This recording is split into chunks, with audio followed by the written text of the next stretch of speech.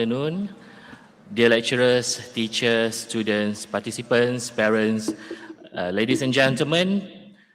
First of all, thank you for the organizer for inviting Malaysian Space Agency for the workshop session this evening. And I'm Faiz Akiranuddin from the Strategic Planning and Communications Division of MISA. So I'm representing Malaysian Space Agency for the session this evening. So bear in mind, students, this is not the lecture. So I just want to create some more informative session so that I can have interaction with you, and also you can have interaction with me, and also we have my colleagues from Malaysian Space Agency as well here today. And this is the first time I come to USIM. I aware that all participants are coming from all over the world. Is it? So can I see any participants from Malaysia? Okay, good. From Indonesia. Oh, safe here. Okay. Someone from Thailand? Oh, okay. Kap. From the Philippines. Mabuhay. From Japan? Oh. I love that spirit. Thank you very much. And the rest from Vietnam? From Vietnam, and any other countries that I didn't mention? From Singapore, I'm sorry. Sorry, my neighbor. So from Singapore. Okay, so I believe that, I'm sorry, this is for this 2-day session. I only joined today's session. I was informed that yesterday you have oral presentation, and this morning you had oral, yesterday poster presentation, is it? Okay, so and this morning was oral presentation. So how was it? Good. So you're just waiting for the results to be announced at the closing ceremony? Okay, so it's okay, whatever the results will come out, at least you have done a very good job. So please give a round of applause for yourself.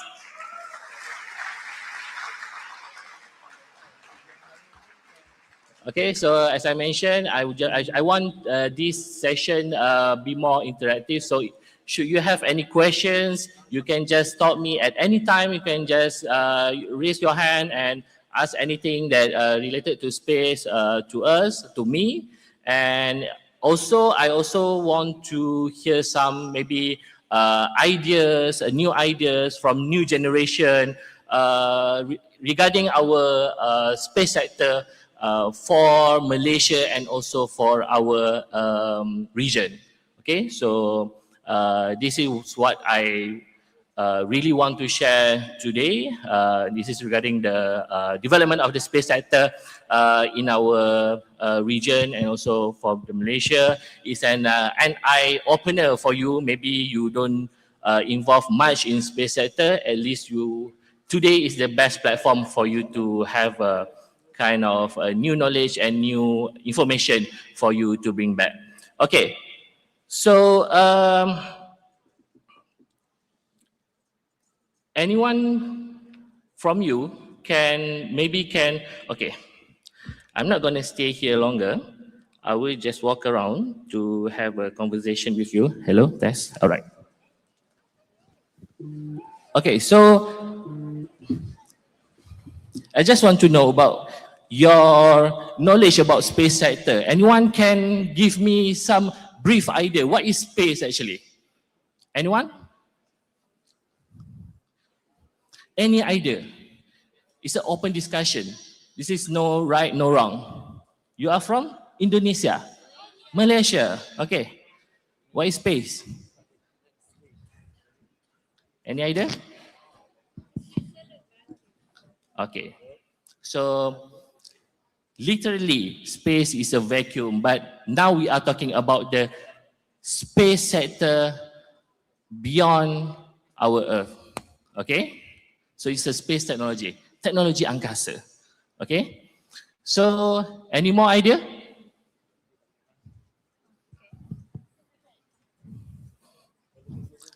Satellite. Okay, daripada mana? Intercom. Okay, good. Okay, my friend. Any more idea? From our friends from other countries, from Singapore? I bet you must know what is space technology, is it? Which school are you from?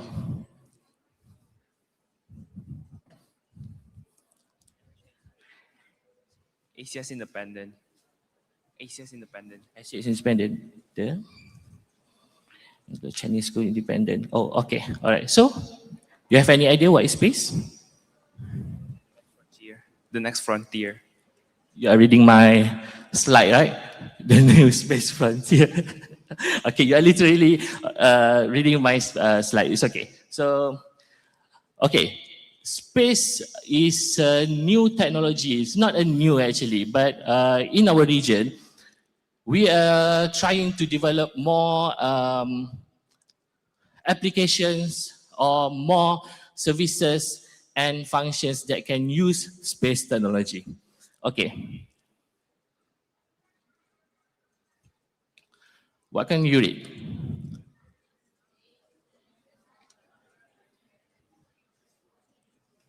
Okay.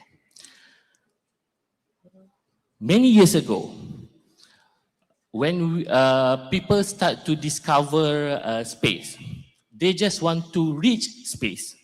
They just want to leave the Earth and to go to the new destination in outer space. Okay? So, previously, if you find the history, okay, the most of the success story is, okay, they can arrive moon, they can launch satellite, they can do research in ISS. What is ISS? Okay, good.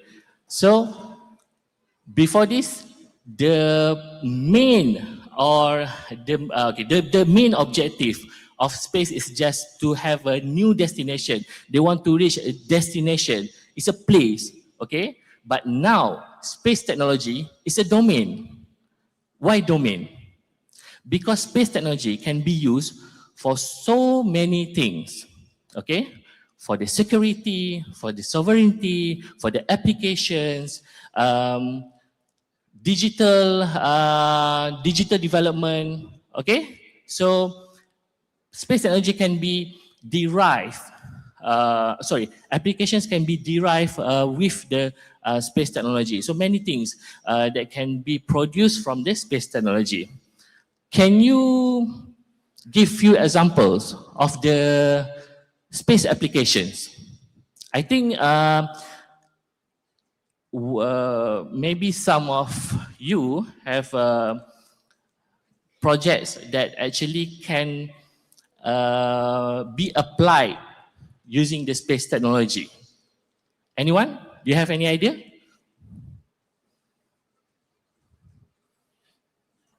No idea. Intercom? Do you have any idea?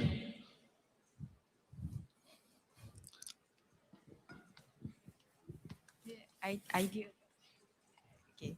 So, what I know of space technology is that we can use them for so many sectors. Like, it's called space technology, and when you think about it, it's like it has nothing to do with us on Earth, right? But when we use it, there's so many things we can use it for. So, for example, for the ones that I know and has really wowed me is that space technology can actually help us in agriculture. And in Malaysia, agriculture is such a big thing, right? So how we use it is that we can use images from satellites on space to actually look at our crops because we have such big lands, right? So we can actually get specific images so that we can monitor our crops without actually going on site. So, for example, if like we have so many acres of land, so like this specific space has inadequate water, so we are able to actually manage that space without having the extra effort to actually monitor all of our lands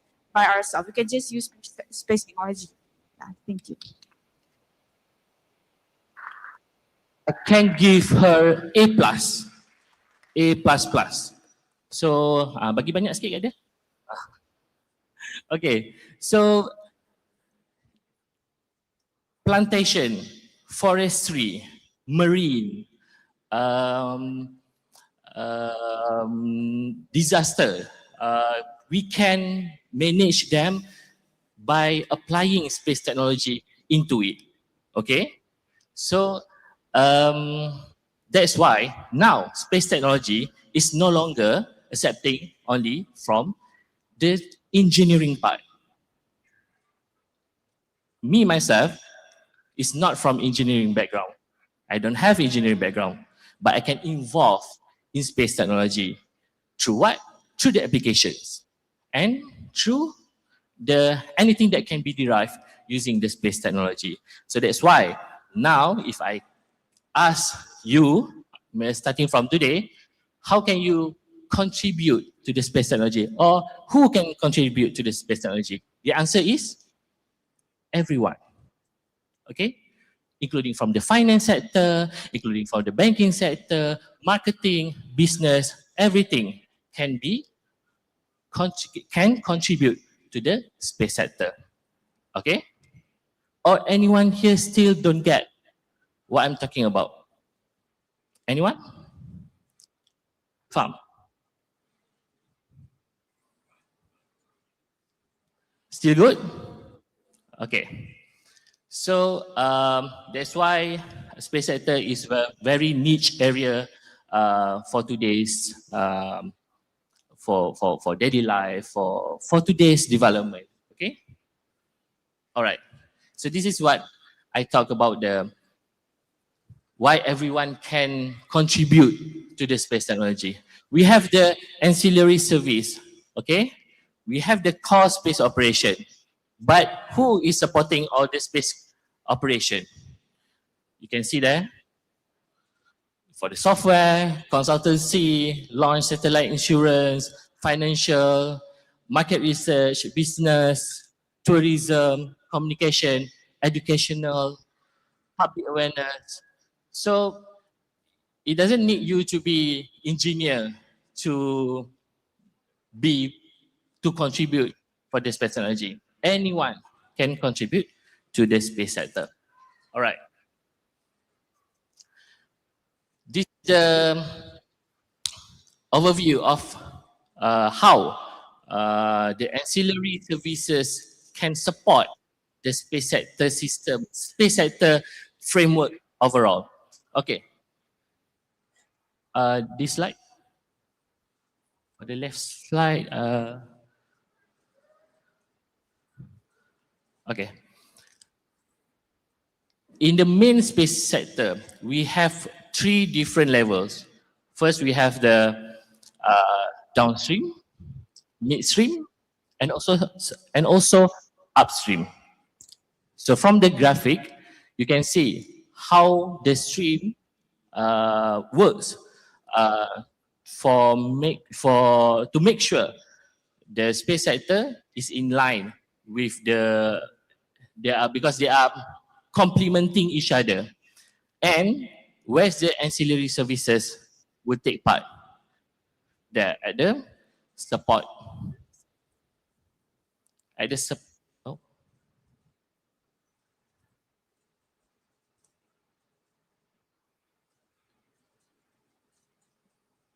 at the supporting industries. So that's why when our friend said, okay, plantation so is one of the application that can be derived from the space technology.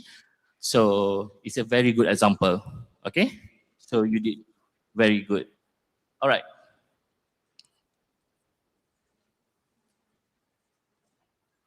Okay.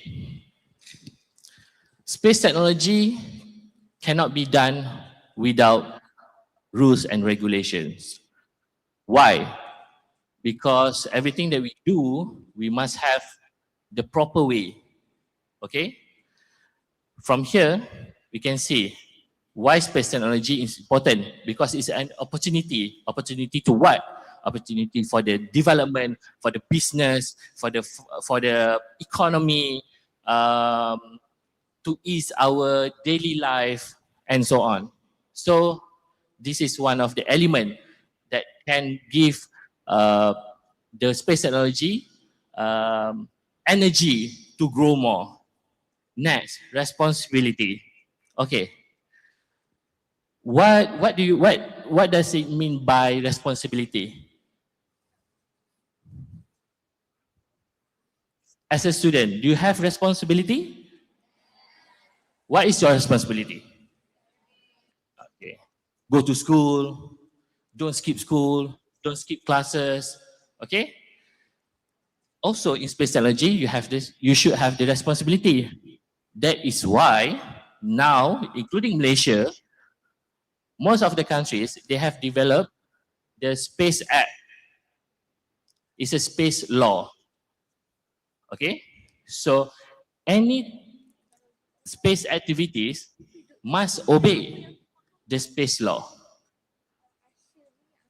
If the space technology in particular country don't have the space law, the liability of space activity will go to the country.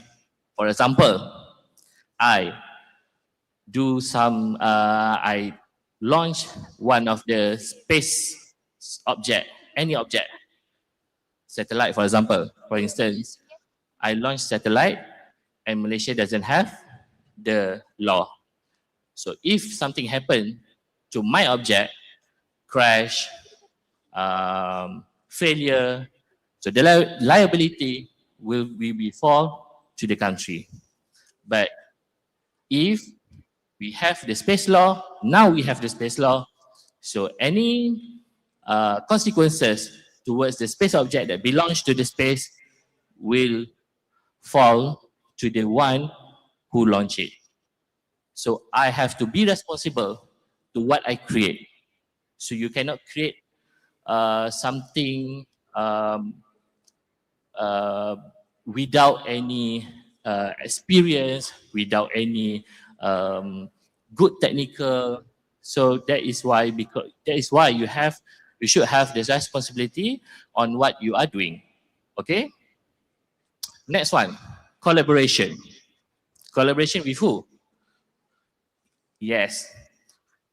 So Science Castle Asia, the participants is coming from all over country. Okay, so many countries.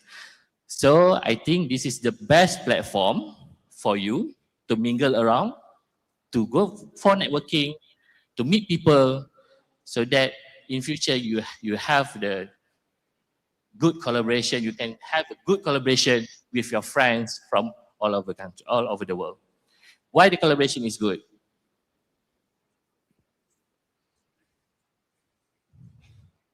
Idea exchange. Okay? So because space technology is very expensive.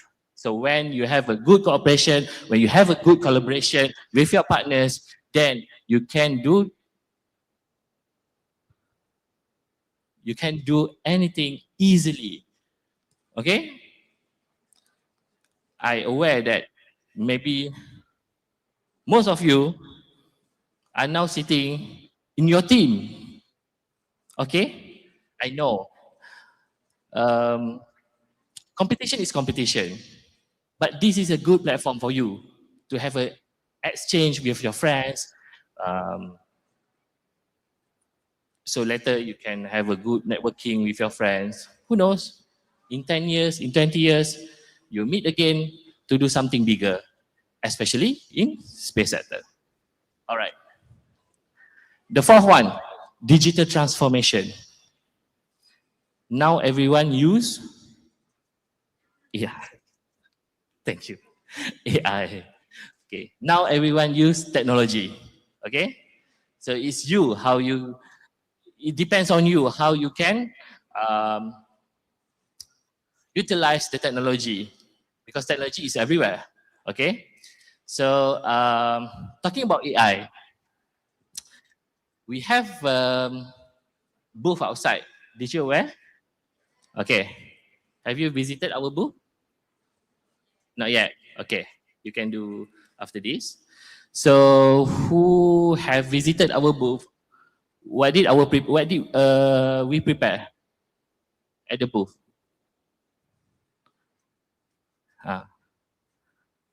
Satellite model. Okay.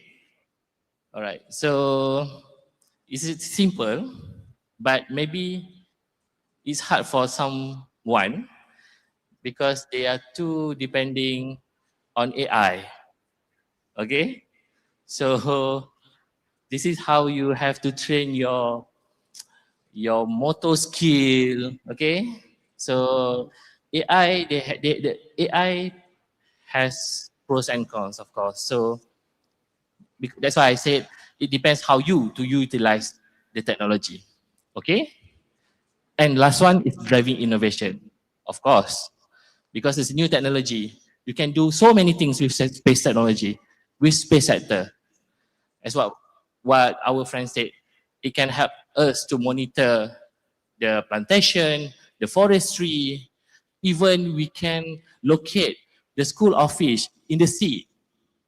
Have you ever aware about that? Yes. Who said yes? Okay. We can even monitor our islands, erosion of um, the sea line because of many factors, also from human. Okay, so that is the importance of space technology. All right. So moving on to the next slide, space is essential infrastructure for the fifth industrial revolution. So if you're aware about the revolution of the um, industrial, okay, so when it becomes more, uh, becoming more, what we say, um, from time to time, it is growing. Okay, so this is where the space sector plays their role to make sure the upcoming revolution for industry becomes more aggressive. Okay, so this is where the uh, services take part to make sure the next industrial revolution we becomes more sustained and useful for everyone. Okay, so back to basic. This is in terms of Malaysia, okay? Just to share with our friends from other countries. We have, and also this is the information for Malaysian students. Maybe some of you didn't aware that we have the National Space Policy 2030. Okay? What is policy? What is the importance of policy? Guidelines. Some more?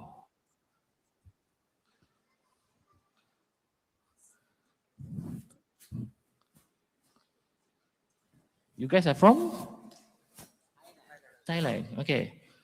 Thailand friends. What is policy? Sorry? Law, okay. Okay. Okay. So policy is a plan, it's a framework. It's a framework for us to guide us to make sure the activities that we done is in line with the needs and importance what's the future will have. For example, national space policy now is will end in 2030. So what's next?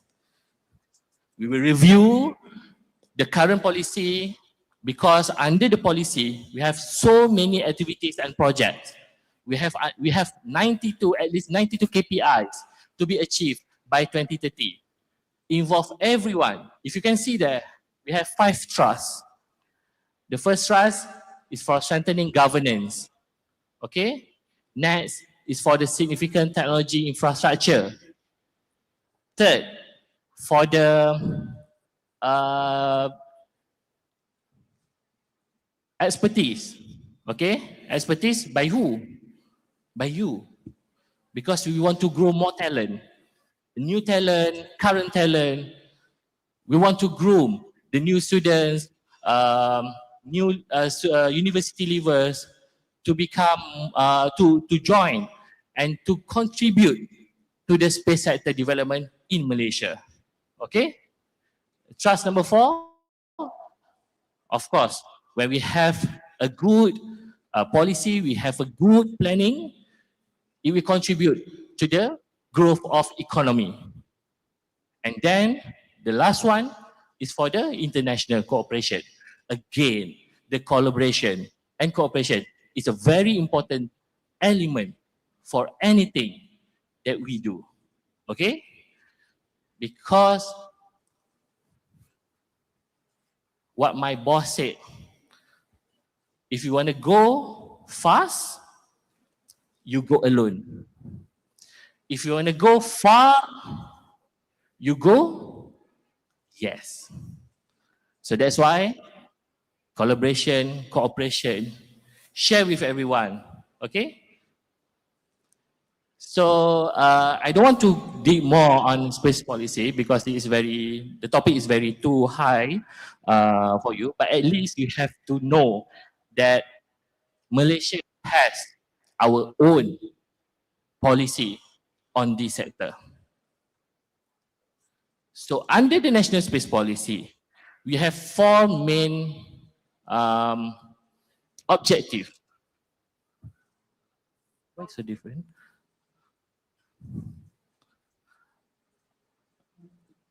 We have 4 objectives. First, we want to strengthen all the 3 streams that I have mentioned earlier. We want to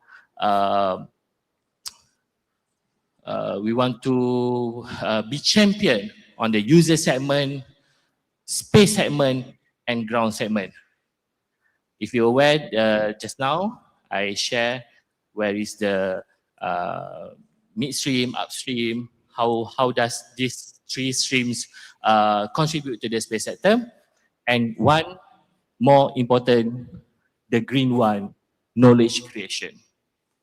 What is knowledge creation? This is one of the example, the effort, okay? Castle Asia, Science Castle Asia. This is one of the effort that we want to grow the knowledge creation. The organizer organized this event to make sure you have more idea, you have exposure, you have experience to present, to think, for the innovation, and to present here. So this is one of the effort.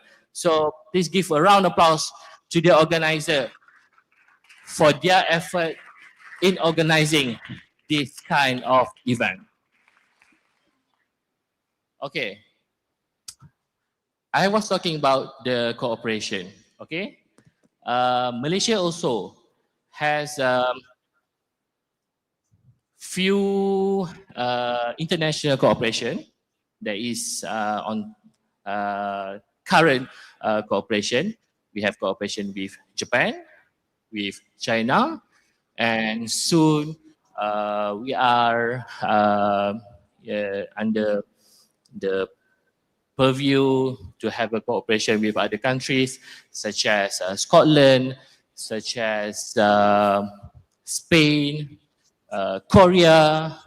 Do you have Korea friends here? No, okay. And some more other countries that also have a good opportunity for the space sector. Okay, so this is the platform. The cooperation is the umbrella for us to the kind of exchange, the technology, the exchange of idea to provide the training for our officers, for our talent. So this is what we are doing now. Okay, So more cooperation is coming, and it's good for everyone. When we have the umbrella cooperation between countries, everyone will be involved. Okay, even in this university level, school level, we will provide all the opportunities for everyone to be under the umbrella cooperation. Okay, so recently, not so recent, few months ago on April, I was invited by the Department of States of the United States of America for the training in the USA. So I got the chance to visit few NASA stations, NASA centers. So there we had the opportunity to exchange ideas, how we're going to make this sector is more doable between countries. We are not, because we are non-aligned countries, so we can just be friends to anyone. We can cooperate with anyone, so no issue. Okay, if there is any opportunity, we can take. Okay, all right. Okay, you are from Thailand, right? So what is the space agency for Thailand?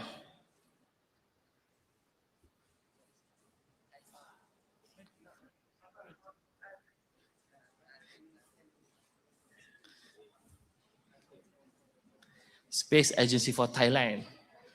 Other countries, please be prepared.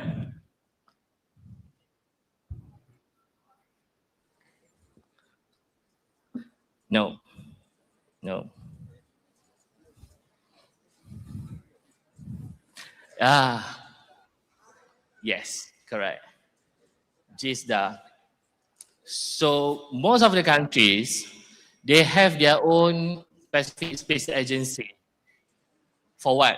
To oversee the policy, to oversee the activities, to oversee the development in space sector, and so on. Oh, now I think everyone is Googling what is the space agency in their country. Vietnam. Do you know what is the space agency or space office in Vietnam? No. Okay. What is the Vietnam don't have a specific space agency, but they have a agency that also oversee the space activities.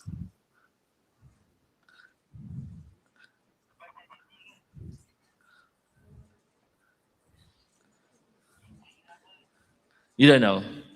Okay. This is a VAST, V-A-S-T, V-A-S-T, Vietnam Aerospace Agency for Space for Science Technology. I can't remember the full name, but they are oversee for the space activities in Vietnam. Okay.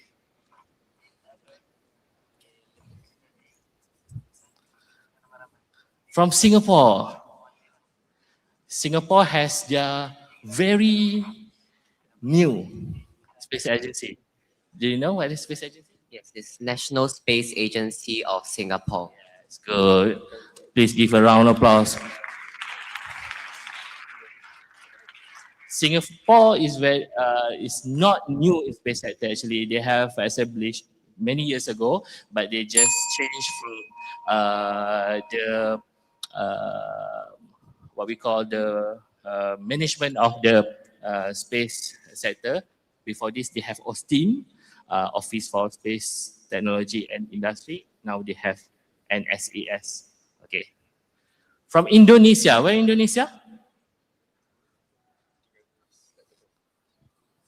Indonesia. Okay. So what is space agency for Indonesia?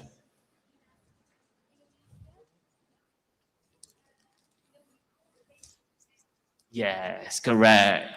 Okay. You just Google it or you really know about it? Mm.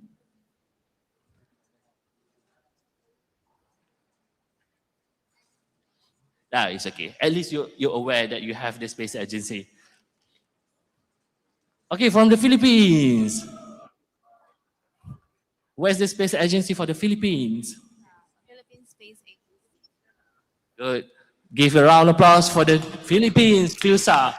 PhilSA was established somewhere 2000. Yes, correct. Okay, please. Okay, other countries? From Malaysia.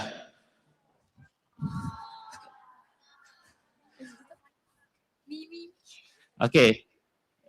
Full name of MISA. In Malay. Okay. Tepuk tangan.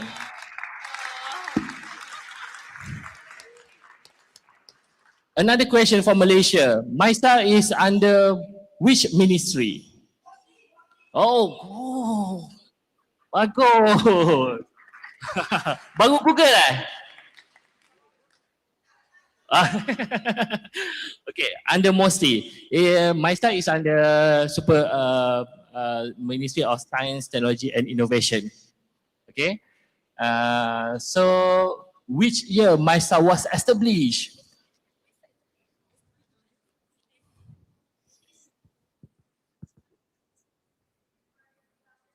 Correct. Mana kawan? Alia? Kat sini. So, MISA, yes, MISA was established in 2019, but the space activities in Malaysia also, we are kindly, we a bit same with Singapore. Before this, we were using the different name. They have two entities before 2019. We have Malaysian and National Space Agency. So in 2009, in 2009, after the establishment of space policy under the Trust One, strengthen the governance. So the government decide to combine the agency, the space-related agency, under one management. So now we are known as Malaysian Space Agency atau Agensi Angkasa Malaysia with the acronym MISA. So at least today, whoever didn't know before this that we have the space agency, now today you can bring a new knowledge to your friends, to your teachers, that actually Malaysia has our own space agency. Okay, other countries maybe I didn't. From Japan? Anyone from Japan here? Okay, from Japan. Jauh pula. From Japan, can you, where's the space agency for JAXA? Correct. The full name for JAXA?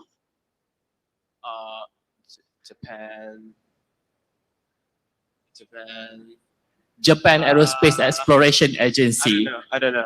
Okay, Japan Aerospace Exploration Agency. Okay, please give a round of applause to our friend from Japan. I think that's all. Any other country that I didn't mention?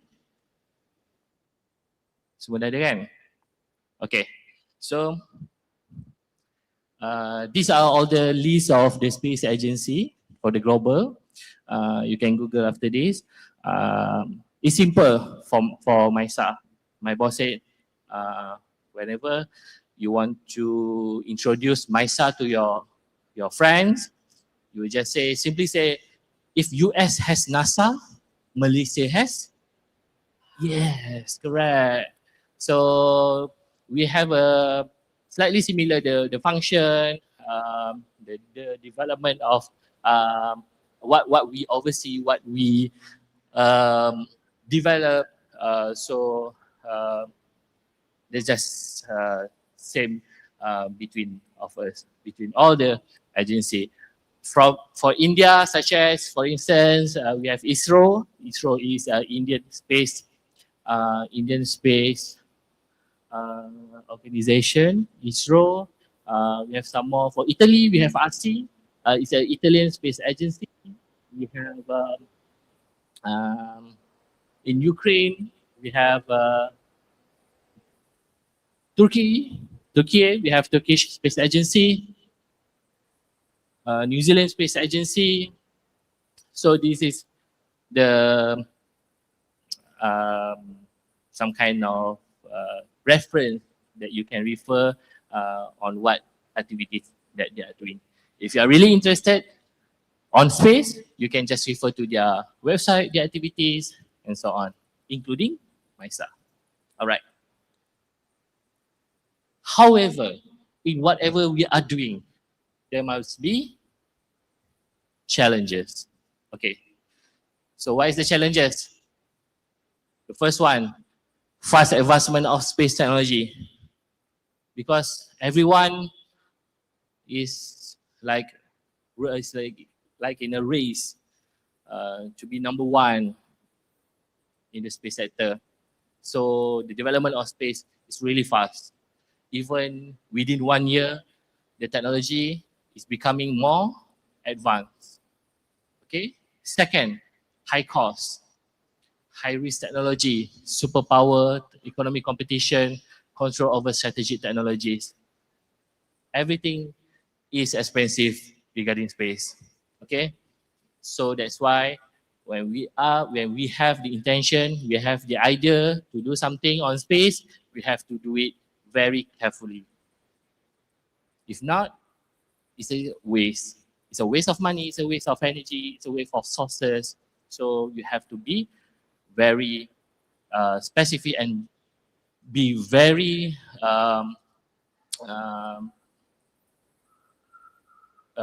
you have to put your full commitment for the space sector. The third one, data security and sovereignty, of course, when you because space, there is no limit. They don't have any border in space. So everyone can just travel anywhere in the space without limitation. And human capital, because we currently we lack of experts. So that's why we look forward for you to contribute your expertise in the space sector wherever you are. Okay. The next one, technology adoption, because limited cost, investment, lack of local technological innovation, rapid change, information data types, legal and regulatory risks, ethical and privacy. This is all list under the the Space Act and also the Space Law. Okay, so I've heard the bell has been because my time was given only 1 hour. So before I wrap up, any more questions from you? Any more questions from the floor? If I cannot answer, I have my boss here to answer. I have my colleagues to answer. Or not a question, maybe a suggestion. Anything? Oh, okay. Microphone, please.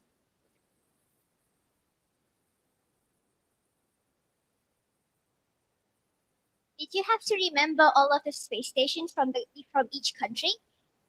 You mean the space agency? Yes. Okay.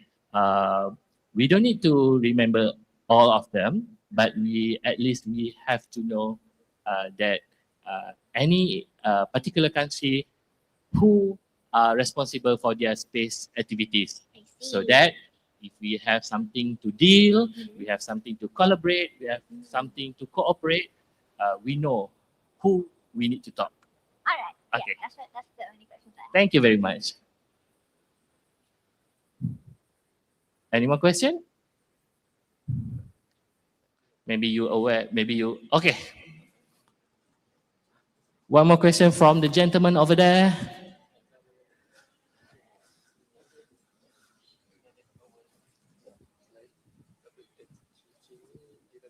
Hi, Mr. So my name is Muhammad Alif Nazimi. I'm from Pahang.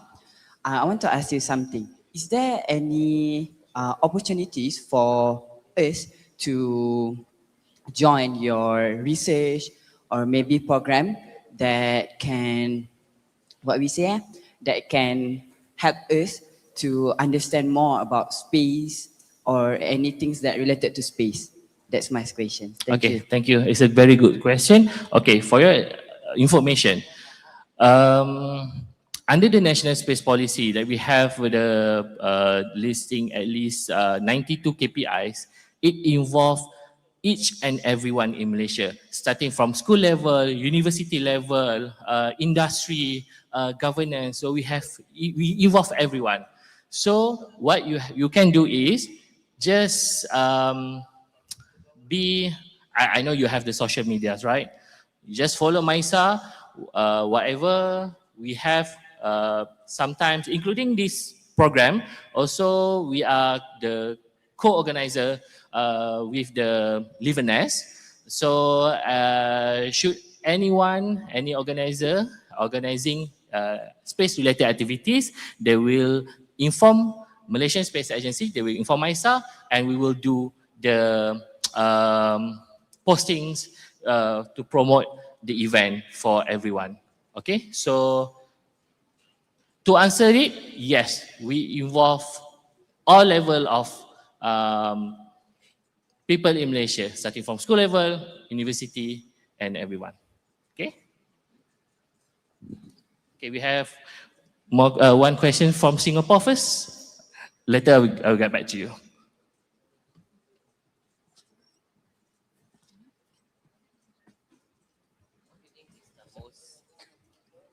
What do you think is the most important strategic target for MYSA over the next decade?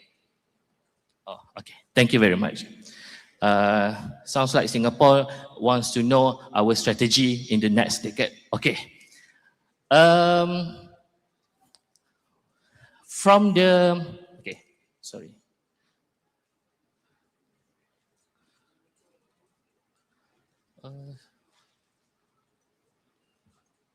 From this infographic, okay, we are now very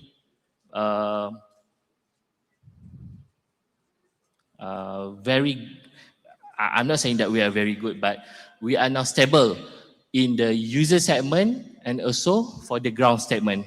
What we want to enhance more is for the space segment, including for the satellite building, for the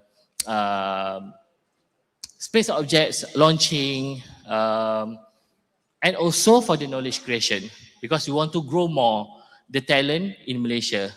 Okay, that is how this is. We have started our effort, including promoting the space sector in TVET. Do you know about TVET? Okay, okay, good. So now we are promoting the space sector to be listed under the TVET. So at least, because TVET is alternative for the mainstream, from the mainstream academic. So at least if they want to pursue for the mainstream, they will shift to the TVET, and space sector is available for them to pursue.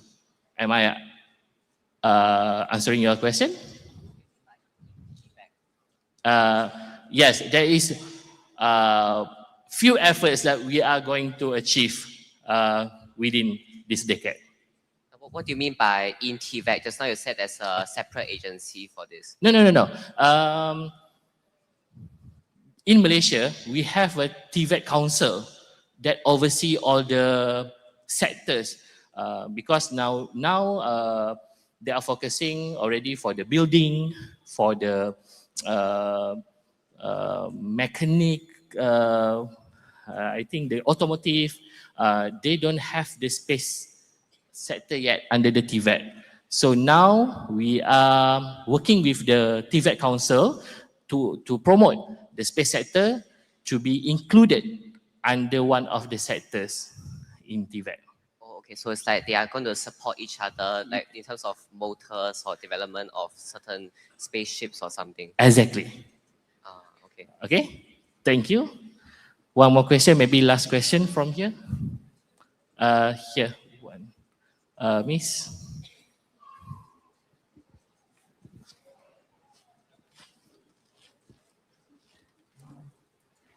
Hi, I am Damia from Emerson Pulau Kelawang, and I want to ask you, since I am Form 5 right now, and next year I'll be pursuing into university, what course should I take for me to pursue into science, space science? Okay. You are taking pure science now for the SPM? I am. Okay, all right. So as I mentioned earlier, actually, regardless your field, you can contribute to the space technology, actually. But if you want to go for the engineering, you have to pursue for the engineering. Then we have few universities in Malaysia that provide aerospace engineering. They provide the electrical and electronics engineering that can contribute to the space sector. Okay. This is also has been established by one of the lecturers from one lecturer from UITM. They established the consortium for the space engineering. I can't remember the name of consortium, but it's a consortium for the space technology of from all the universities that can provide the space related courses. Okay, so through this consortium, they will provide like a plan or maybe to ease for the student to choose their pathways that if they really want to pursue for the space sector, they will guide you to the right path. But basically, after the SPM, please stay in science stream. Okay? So whatever you are doing now, I believe all of you now in science stream, is it? So please maintain in your science stream until whatever level you are going. Okay? Don't change. I want to see you in the next 10 years, in the next 20 years, you are doing the things, you are continuing what you are doing now. Okay? So I think this is past 3 already. So once again, I would like to wrap up. I would like to thank everyone for your kind attention, and also thank you for the organizer for this effort. This is okay. Can we give the last question or okay? One question. One last question. Microphone.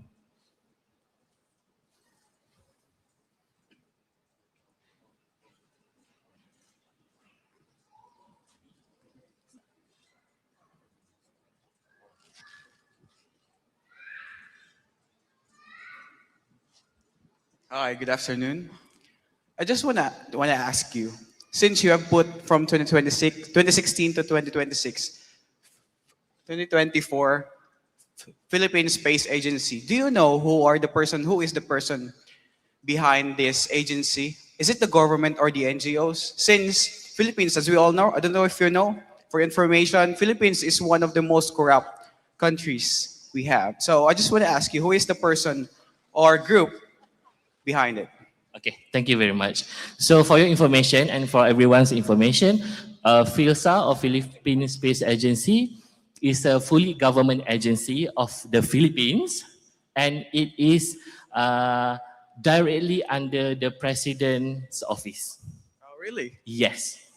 Thank you for that information. Okay. I don't know how they do it, but this is the fact. Okay. All right. One more. Okay, it's okay. The next questions we can just see. We just meet personally after this. Okay, because we have another session after this. Okay, so to wrap up, thank you once again. Thank you very much, everyone, for your kind attention, for your kind commitment, and I hope to see you around in the next few years in space sector. I hope you can join us to rock the space sector with the spirit of space for all. Ladies and gentlemen, thank you very much. Assalamualaikum warahmatullahi wabarakatuh. All right, thank you so much, Mr. Faiz from Malaysia Space Agency. All right, student, do you still have the energy?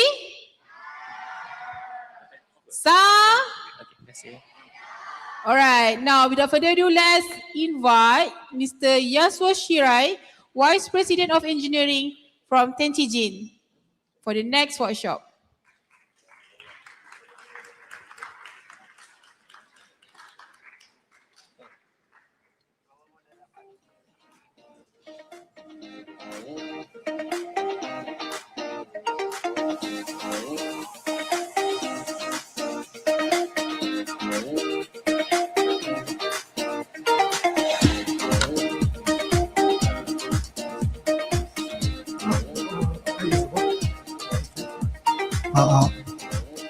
Selamat petang. Are you enjoy Science Castle? A good answer. My name is Yasuo Shirai. I'm from Japanese startup company Tentijin. I'm really excited to have the chance to talk with you, such talented young scientists. My talk today is titled Eyes from Space, Everyday Problems with Satellite Data. So next slide.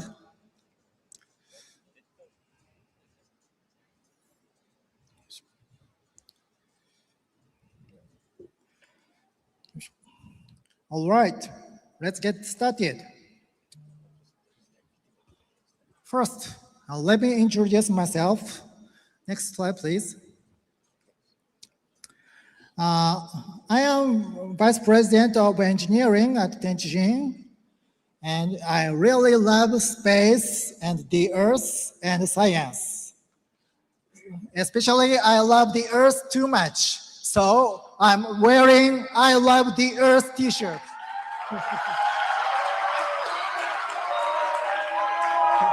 Thank you. This is not for sale, but if you visit our office in Tokyo, we will give you one. Thank you. And I really love space. Do you like space? Yeah. And do you want to become an astronaut? Oh, that's amazing. Yes, actually, I do. Actually, 4 years ago, I applied to become an astronaut selection in Japan. And even though I was already over 40, thank you. Unfortunately, I didn't pass the first screening because of health reason. Because of mainly my sight is too weak.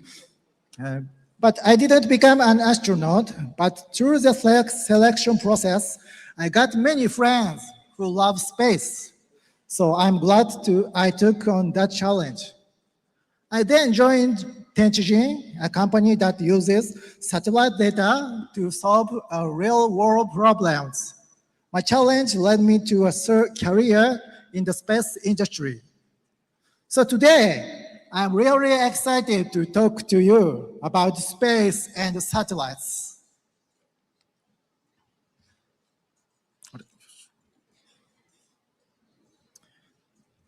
Actually, the very first time I traveled abroad was to Malaysia 30 years ago. I'm so happy to be back in Malaysia.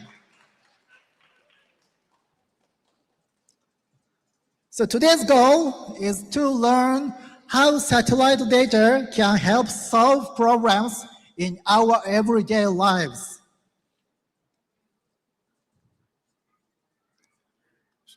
Here's today's schedule. Wow, lots of content. First, we'll learn the basics of satellites and how they help us in our daily lives.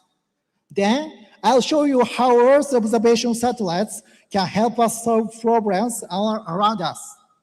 Finally, we'll have some time to think about our real-world problems with you. Let's think together. I hope you will enjoy it. Wow, we have a lot of content, but I believe that you will become experts on satellite data after this workshop. Now, first, let me introduce our company, Tenchijin. Here's a simple way to describe our business model. We combine satellite data from space and various data that exists on the ground and human experience and wisdom, and analyze all of this using AI to create new value. Our company name, Tenchijin, actually represents this business perfectly. Ten means sky or space, and Chi means the ground or earth, and Jin means people or human life. The name carries our wish to combine information from space with information on Earth to enrich human lives. And we are a startup based in Tokyo and with fewer than 100 people, but we work together with team members from many different countries, France, Germany, the United States, and more. And we also have a designer from Thailand. She is fluent not only in Thai, but only in English and Japanese, and does amazing work as a designer too. And we have an engineer with roots in Korea. If any of you have the chance to visit Japan, please feel free to visit our office. And we'd be truly happy if we could work together someday in the future. Now, let's finally dive into learning about satellites. To start, what exactly is an artificial satellite? An artificial satellite is a human-made object that goes around the Earth. Maybe some of you thought, wait, how about the moon? Yes, that's correct. The moon is a satellite of the Earth, but it's called a natural satellite. So in today's talk, whenever I simply say satellite, I mean an artificial one. All right, it's quiz time. I'm going to ask you 2 questions about satellites. Today, we'll use a tool called Ookla to answer the question together. So if you have a smartphone, please scan this QR code.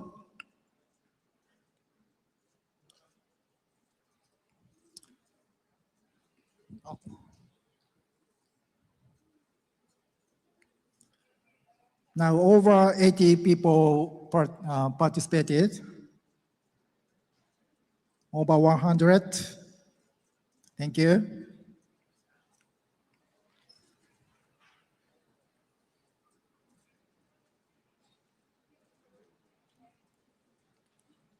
$160.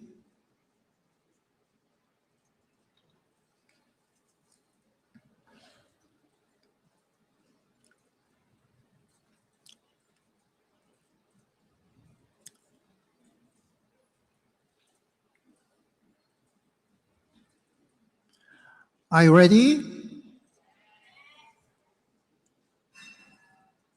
Some more students is participating.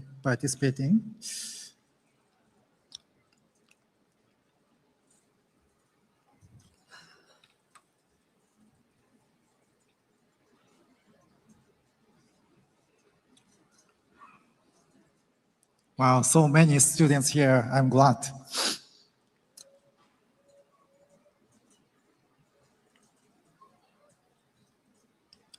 So I am asking 2 questions about satellites.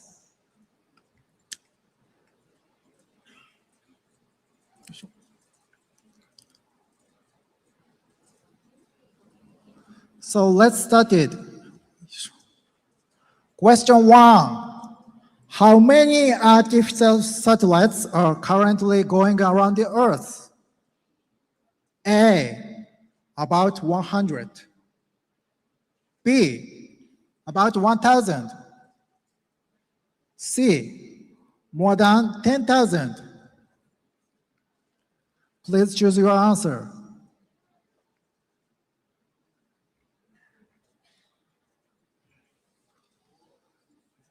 Oh.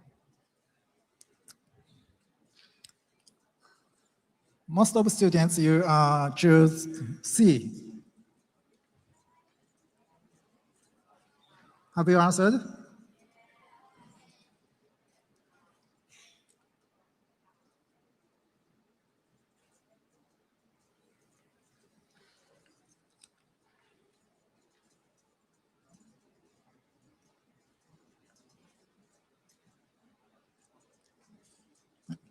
Time up.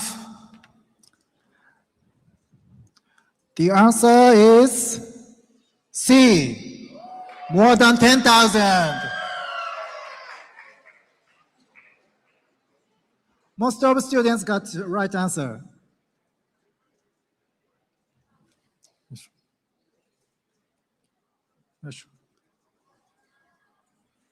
Can you see the satellites around the Earth? There are now about 16,000 active satellites, so many. This animation shows the satellites that are actually orbiting the Earth. To make them easier to see, the satellites are shown much larger than they really are. But the number of satellites is based on the actual number. On the left is LEO, or low Earth orbit. Which is near to Earth. And on the right is geostationary orbit. And can you see the outer ring around the Earth? Yes, this is geostationary orbit, where satellites orbit about 36,000 kilometers above Earth.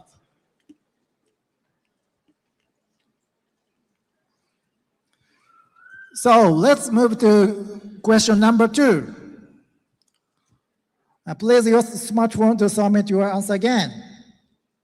How fast is a satellite traveling 500 kilometers above the Earth? Sorry.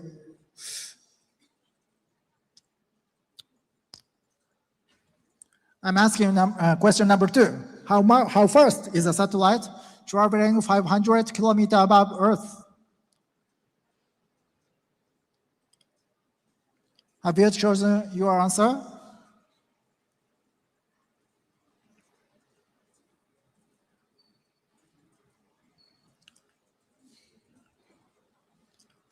Five, 4, 3, 2, 1. Time up. The answer is C. C, more than 10,000 kilometers per hour.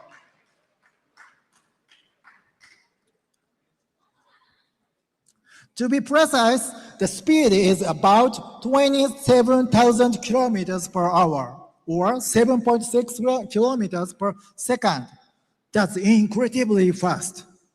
I checked the distance between Tenchijin's office in Tokyo and USIM here, and it's more than 5,000 kilometers.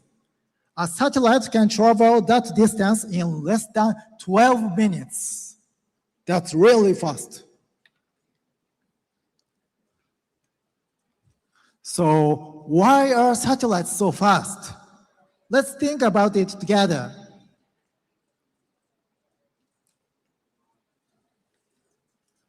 We can explain this using Newtonian mechanics. If you throw a ball horizontally like this, gravity pulls it down and it eventually falls to the ground. In this animation, the green dot in this animation represents the ball. As you can see, it falls to the ground, as you know. But now, what if we could throw the ball fast enough that it never hits the ground? As usual, let's pretend air resistance doesn't exist.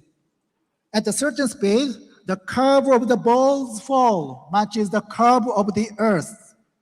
This is the basic principle of artificial satellite.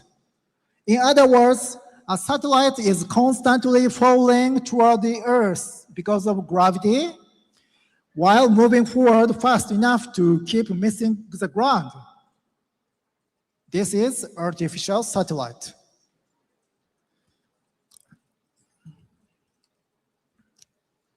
So let's move to the next section.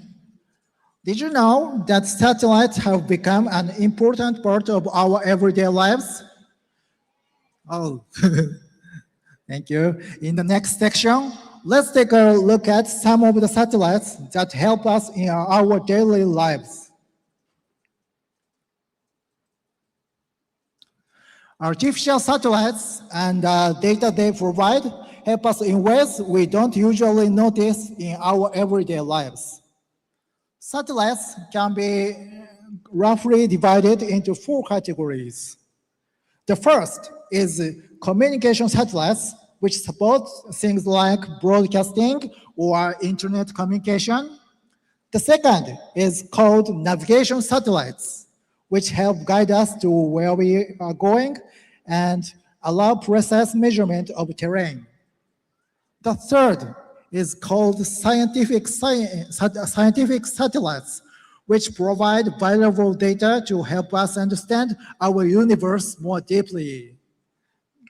You may like this kind of satellites. The fourth is called Earth observation satellites. This is the main topic of this workshop. First, let's take a look at an example of a communication satellite. Did you hear SpaceX? Did you ever SpaceX, an American rocket company? And SpaceX's Starlink satellites provide internet connectivity around the world. They can provide internet access in areas where internet infrastructure is not well developed, as well as remote islands or even mountaintops. In fact, there are more than 10,000 Starlink satellites in orbit.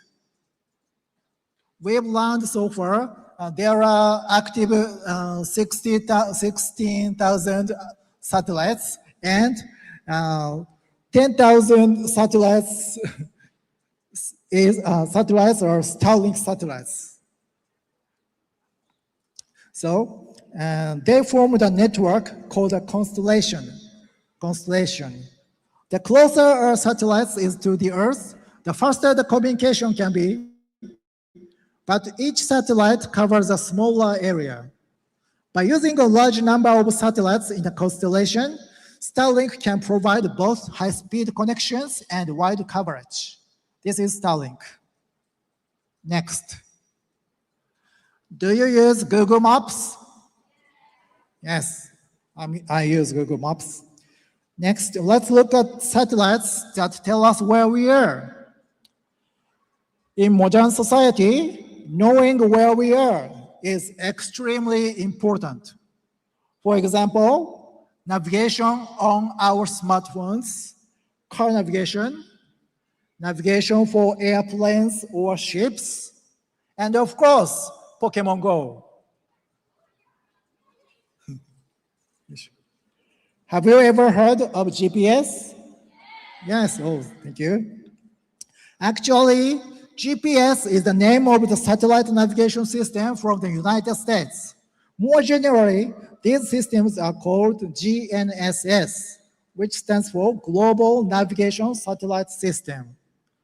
There are several GNSS around the world.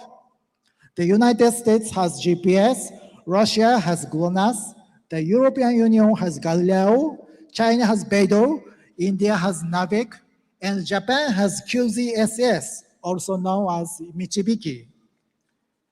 Interestingly, your smartphone can use signals from multiple GNSS systems. I'm sure some of you science lovers are wondering how can GNSS tell us where we are? What do you think? Yes, let's think together. The basic idea is actually quite simple. GNSS satellites have extremely accurate atomic clocks. The satellites send signals containing their own positions and time. Radio signals travel at the speed of light, you know? So when your smartphone receives a signal from a GNSS satellite, it can calculate the time it took for the signal to reach you. From this time difference, we know that you must be somewhere on the sphere around the satellite. The radius of this sphere is the speed of light multiplied by the time it took for the signal to reach your smartphone. With the signal from just one GNSS satellite, we only know that you are somewhere on the sphere. So GNSS satellites always tells us where I am, and my clock is now. So if you can receive the signal, you can calculate your clock by comparing your clock and receive the signal time. So it can be calculated the time difference. So this can be calculated the radius of sphere. So what happens if we receive signals from multiple satellites? We can narrow your location down to one point. To find your position in three-dimensional space, we need to know three unknowns. In reality, the clock in your smartphone is not as accurate as the clocks on GNSS satellites. So we also need to treat the time on your smartphone as an unknown. In total, we need to find four unknowns to determine your position. That's why your smartphone needs to receive signals from at least 4 GNSS satellites. Okay? There is another interesting point. GNSS can tell us not only where we are, but also the very accurate time. In fact, GNSS is a clock for us.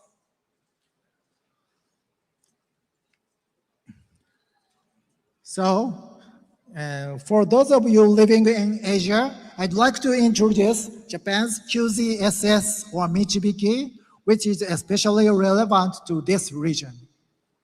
QZSS stands for Quasi-Denis Satellite System. Quasi-Denis means almost directly overhead. And Michibiki is a Japanese word meaning guidance. QZSS is planned to have 7 satellites. Once QZSS has 7 satellites in operation, you will always be able to see at least 4 QZSS satellites above you. So this means you can determine your position without relying on GNSS systems from other countries. Just 12 days ago, on August 11th, Michibiki QZS-7 satellite was launched from Tanegashima Space Center in Japan on H3 rocket. I watched the launch on YouTube, and nighttime launches are really beautiful on this image. The light from the rocket can make the sky as bright as daytime. So next, let's look at some examples of scientific satellites as you like. Did you know that there are telescopes in space? Did you know that? The Hubble Space Telescope is also a type of satellite that orbits Earth. When we look at the space from the ground, Turbulence in the atmosphere and light from cities can make it difficult to see distant objects clearly. The Hubble Space Telescope was launched to avoid these problems. The image on the left is called the Pillars of Creation, one of the most famous images taken by Hubble. And the image on the right is Saturn. Hubble has been in space for 36 years, and it is still sending us amazing images of the universe. By the way, a new space telescope called the Nancy Grace Roman Space Telescope is scheduled to launch on the end of this month. I'm really looking forward to seeing what amazing images it will sending us. Question: what is the largest artificial satellite? Does anyone know this? Please feel free to speak out. Largest artificial satellite. Maybe you know.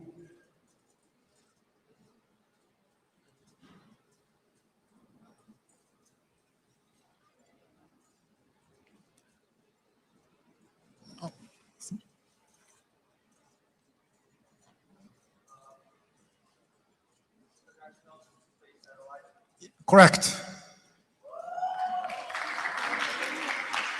Yes, it's the International Space Station. This is a type of artificial satellite. Did you know that humans have been living in space for the past 26 years? The aurora seen from the space is truly beautiful. I love this image.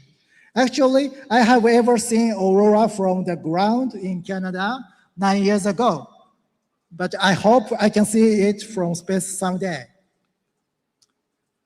You might be surprised to hear that the ISS is actually a type of artificial satellite. It is a huge structure about 100 meters. That is about the same size as a soccer field. It goes around the Earth about once every 90 minutes. It was built through international cooperation. Actually, astronauts from some of your countries have also visited the ISS.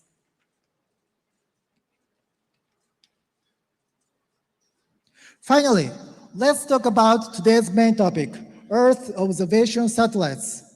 Himawari is a Japanese weather satellite. The name Himawari means sunflower in Japanese.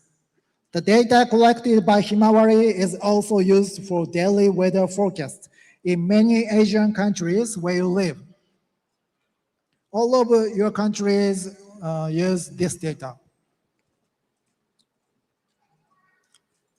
So, the internet connection, GPS, and weather forecasts. Have you realized that satellites are already playing an important role in our daily lives? Thank you. From here, let's learn what we can see with Earth observation satellites. This is the most important part in this workshop.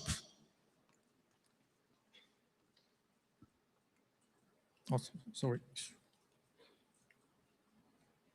This is an image from Himawari, the weather satellite I introduced earlier. What can you see?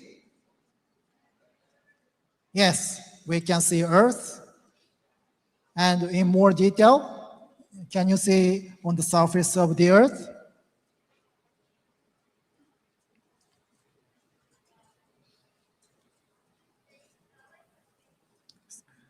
We can see clouds and sea, ocean,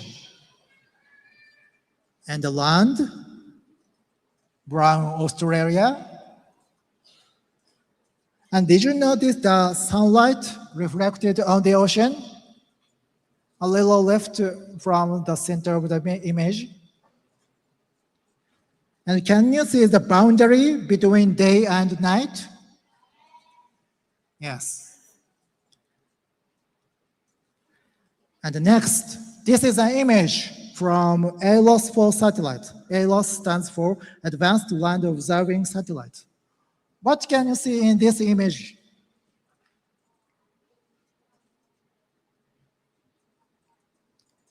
What's the difference from previous image?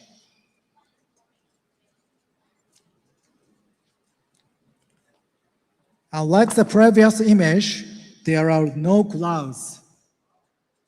And we can see the entire ground. Also, while the previous image was in color, this one is black and white. In fact, this satellite can see the ground in the same way, even at night. So why is there such a difference?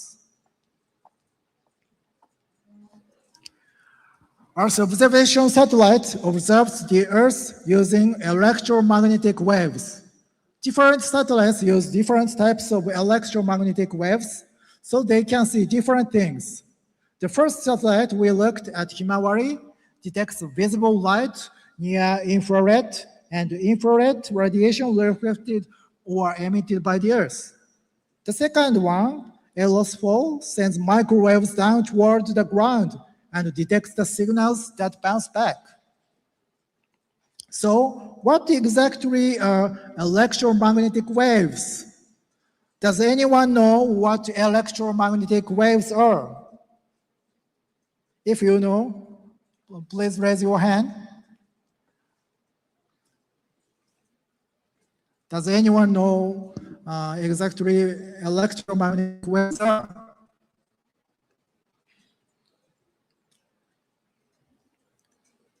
Okay, I'll explain this slide. Electromagnetic waves are waves made of electric and magnetic fields that travel through space. The most familiar example is light. Light. We can see everywhere. We humans use light to see the world around us. There are many different types of electromagnetic waves classified by their wavelengths. Wavelengths is the length of one single wave. In this image, top of blue wave to next top of blue wave. Here's a summary of the different types of electromagnetic waves. One of the most familiar electromagnetic waves is visible light, the light humans can see. When we split visible light by wavelengths, we get the colors of the rainbow. Can you see the rainbow? Thank you. Electromagnetic waves with a longer wavelengths than red light are called infrared. These are used in things like TV remote controls. As the wavelength gets even longer, we get microwaves. These are used in microwave ovens, mobile phones, and Wi-Fi. As the wavelength gets longer still, we reach radio waves used for TV and radio broadcasting. Now let's look at the other side. Electromagnetic waves with a shorter wavelengths than violet light are called ultraviolet rays. These are known for causing sunburn. With even shorter wavelengths, we get X-rays, which are used in things like medical checkups. They can pass through the body to take the pictures of your bones. The shortest wavelengths of all belongs to gamma rays, a type of radiation. These carry extremely powerful energy and can be harmful to the human body. By the way, there should be Wi-Fi signals flying around this room right now. Can anyone here see the Wi-Fi signals with your eyes? So, of course not. As this diagram shows, humans can only see within the range of visible light. Our eyes can only detect a very, very narrow range of electromagnetic waves. On the other hand, Earth observation satellites use many different wavelengths of electromagnetic waves, so they can observe things that our eyes cannot see. These images were taken by sensors that use different wavelengths of electromagnetic waves. When you hear satellite images, you may imagine something like the image on the far left, which looks like an aerial photograph. From here, I will introduce some of the main types of sensors used in Earth observation satellites. First, let's talk about optical sensors. This image shows USIM. Can you see? The optical sensor gives us images that look similar to what we see with our eyes. But it doesn't see exactly the same way as our eyes. Our eyes see color by combining red, green, and blue light. So the color images we see from satellites are processed to look similar to what humans see. Optical sensors can also observe near-infrared and other wavelengths that our eyes cannot see. This allows us to observe land, buildings, forests, water, farmland, roads, and more. However, optical sensors have some limitations. When there are clouds, we cannot see ground. And at night, there is not enough sunlight to take a normal image. This is optical sensors. Is used in Earth observation satellites.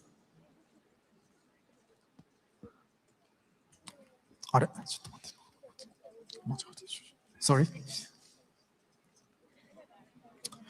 Next, let's look at the thermal infrared sensors. Objects with heat emit infrared radiation. By detecting thermal infrared radiation, satellites can estimate the temperature of places on the Earth's surface. This allows us to observe many things, such as urban heat islands, forest fires, and sea surface temperatures. This animation shows changes in ocean temperatures over the past 25 years. Can you see that the ocean is getting warmer year by year? Thank you.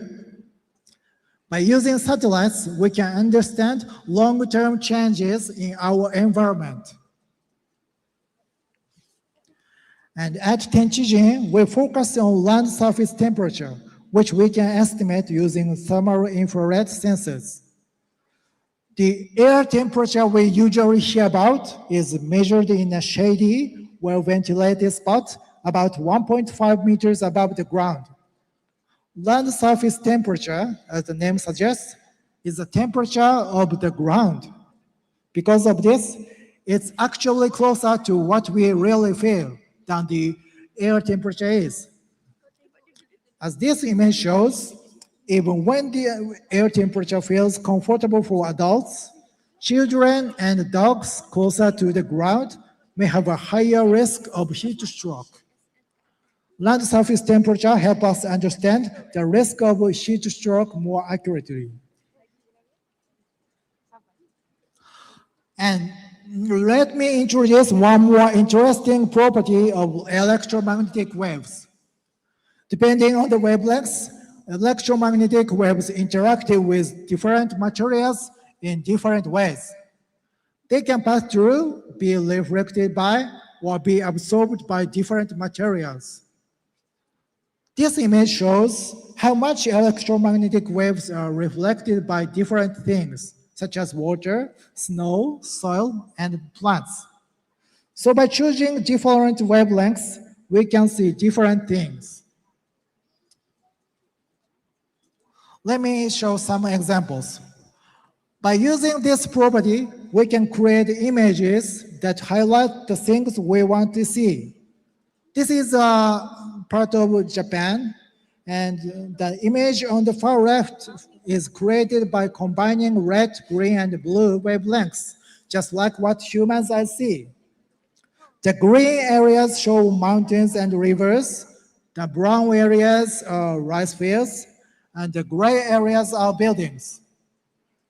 The second image from the left highlights areas where water is present.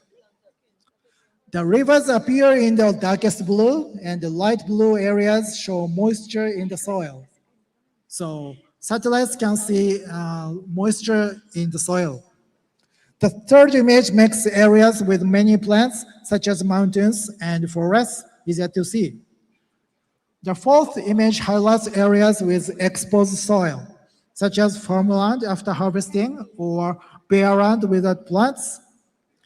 By blending different wavelengths of electromagnetic waves like a cocktail, we can see many different things from space. Finally,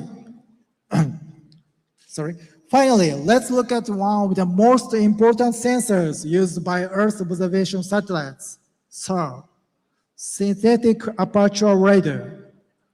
Optical sensors detect sunlight reflected from the Earth, while thermal infrared sensors detect infrared radiation emitted by the Earth's surface.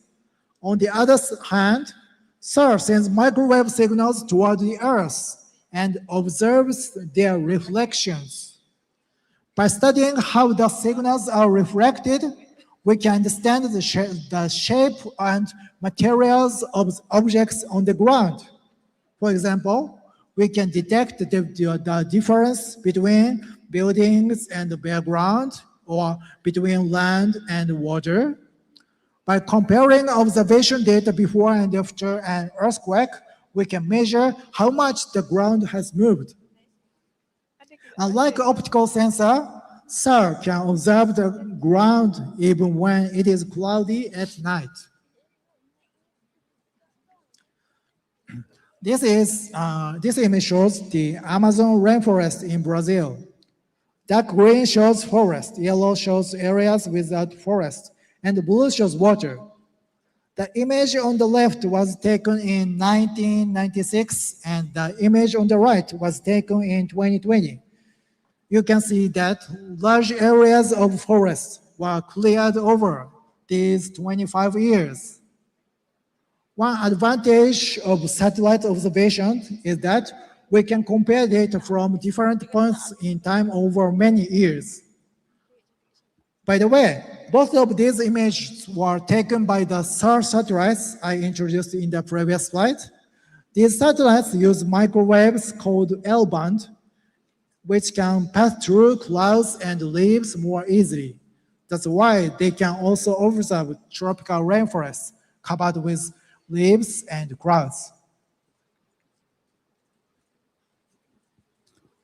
The main types we've talked about are optical sensors, thermal infrared sensors, and SAR, but there are so many other type sensors too. But you don't need to remember all of them. Just remember that there are many different sensors for different purposes.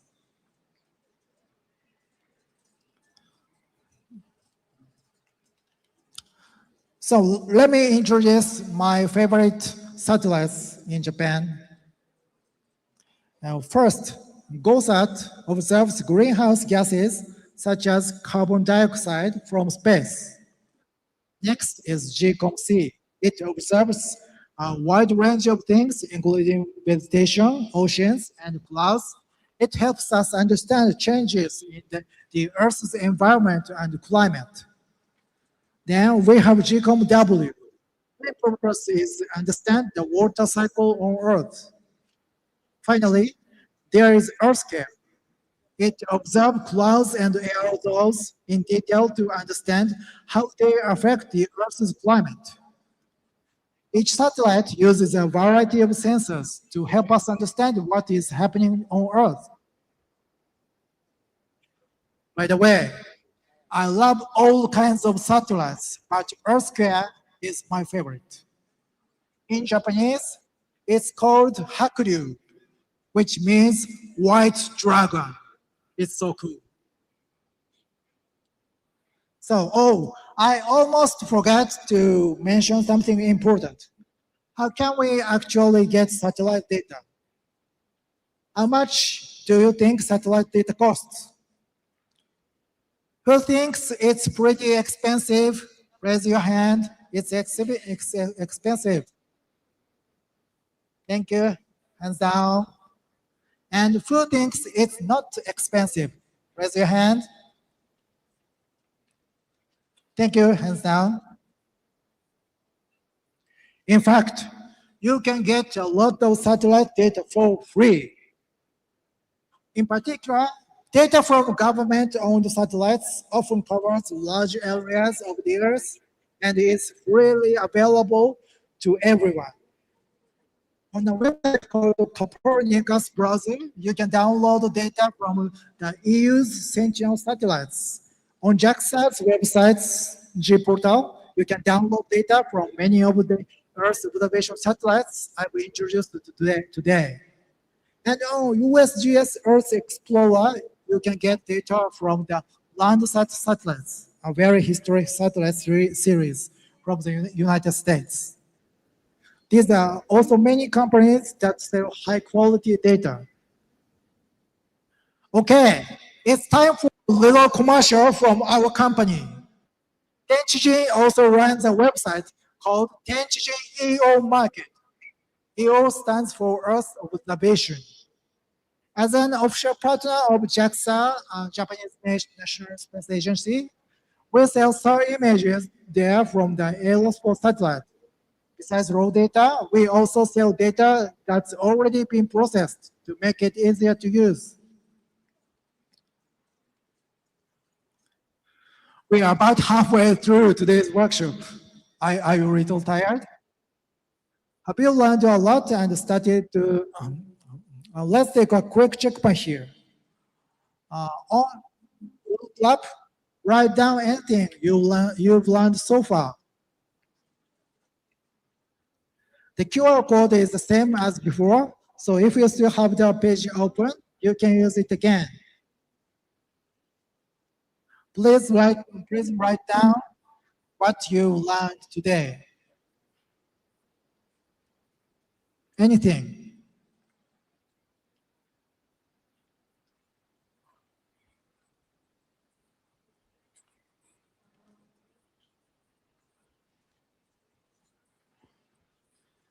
Thank you. Satellites are funny, yes.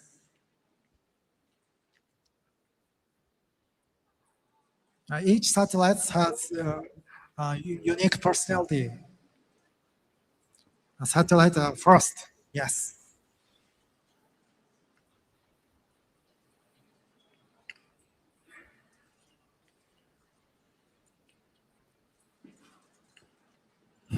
I love Earth. Yes, I love Earth too.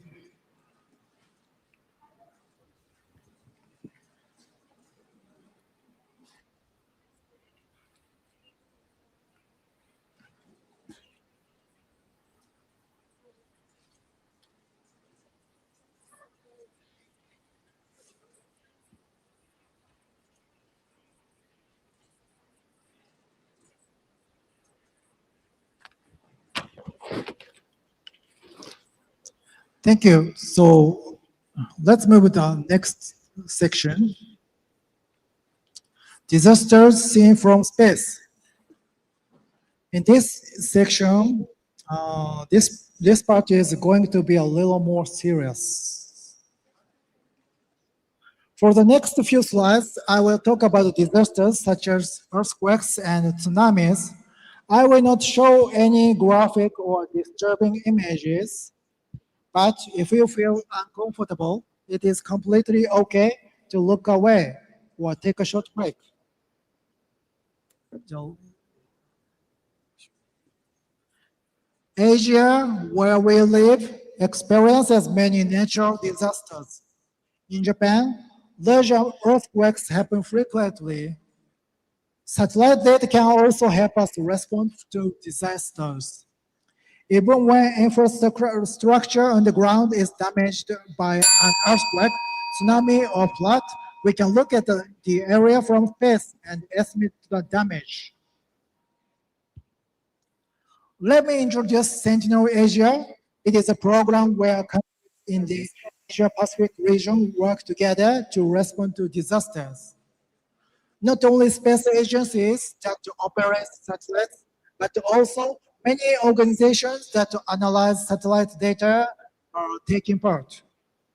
When a disaster happens, Earth observation satellites quickly collect images of the area and data is shared quickly, so experts can understand the damage. Many of your countries are part of Sentinel Asia, working together across national borders. Doesn't it feel a little like the Avengers? Let's look at one real example of how Sentinel Asia works. Last month, a large earthquake occurred in Kumamoto, Japan.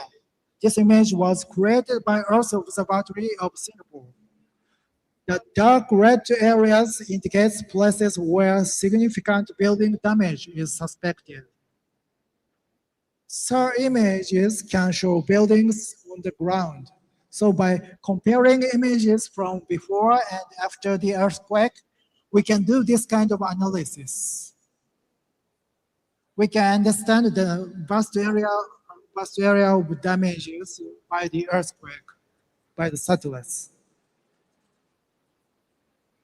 So before we finish talking about disasters, let me tell you about a major earthquake that happened in Japan. It was 15 years ago. So many of you were probably babies, or maybe you weren't even born yet. This earthquake is called the Great East Japan Earthquake. Have you heard of this earthquake before?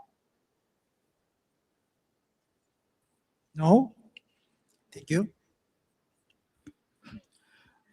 There was severe shaking as well as an accident at the nuclear power plant, but the tsunami caused the greatest damage. About 20,000 people lost their lives in this disaster. This image shows the damaged area by tsunami.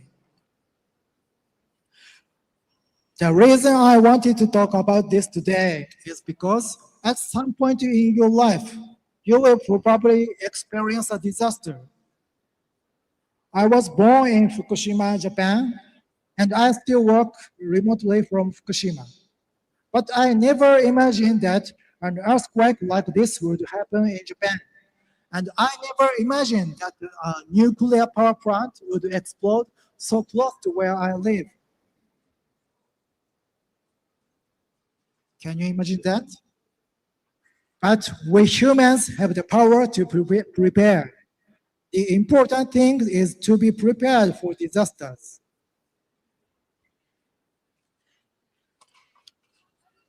This is a bit different from satellite data, but let me introduce something called ESNet. After the disaster, Japan built a seafloor monitoring network called ESNet to detect earthquakes and tsunamis as quickly as possible. Today, when a major earthquake happens in Japan, alerts appear on smartphones and TV, telling people, tsunami, get to higher ground, and evacuate.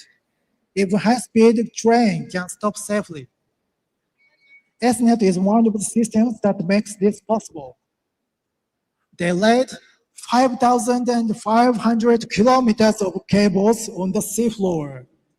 Can you imagine how difficult this is? I feel a strong determination behind this project. We will never let a tragedy like that happen again. Disasters are scary. They can take people's lives very easily. But we humans have the strength to stand up again. We can learn from tragedy and use what we learn to make the future better. The science you are studying may one day save someone's life. I hope you will keep learning many things. Maybe what you learned about satellite data today will be useful someday. By the way, I still live in Fukushima. Today, except for a few areas very close to the nuclear power plant, most of Fukushima is safe now. The fruit is very delicious. I love peaches and cherries and apples. It's a great place to live. So please come and visit Fukushima someday. So that's the end of our disaster section. If you stop to listen for a moment, please pay attention again. Next, I want to introduce our service, but we don't have enough time to, so skip this part, sorry. And we have the booth near entrance, and please feel free to come to us. So, this is main part of this session.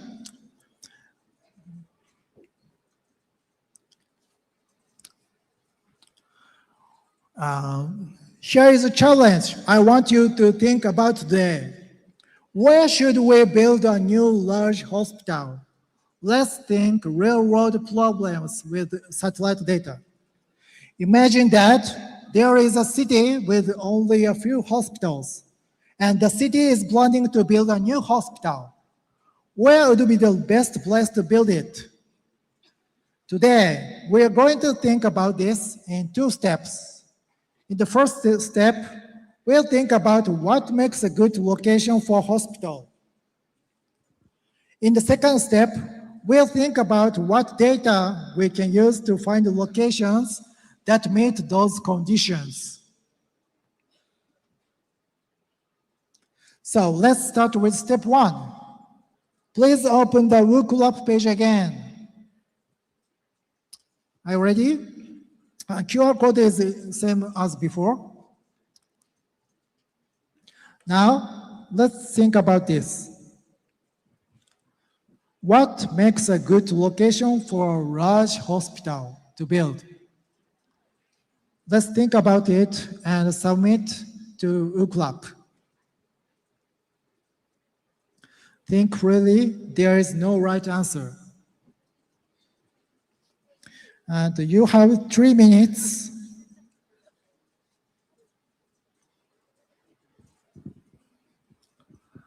Thank you. Steady ground. Near the city, large field. Oh, so many good answers.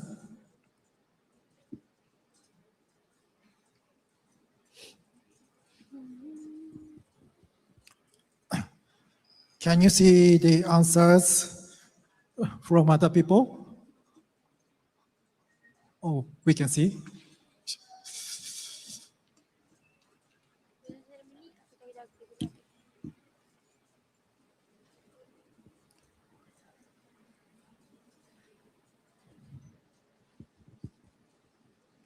In a high density area, near many houses. It's important.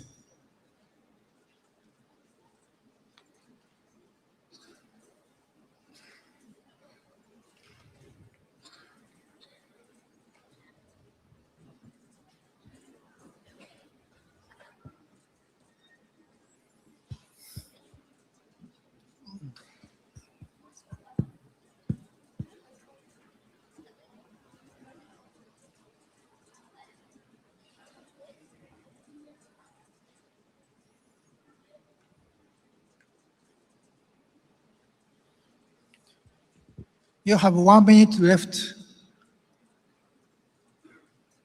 Have you submitted the answer?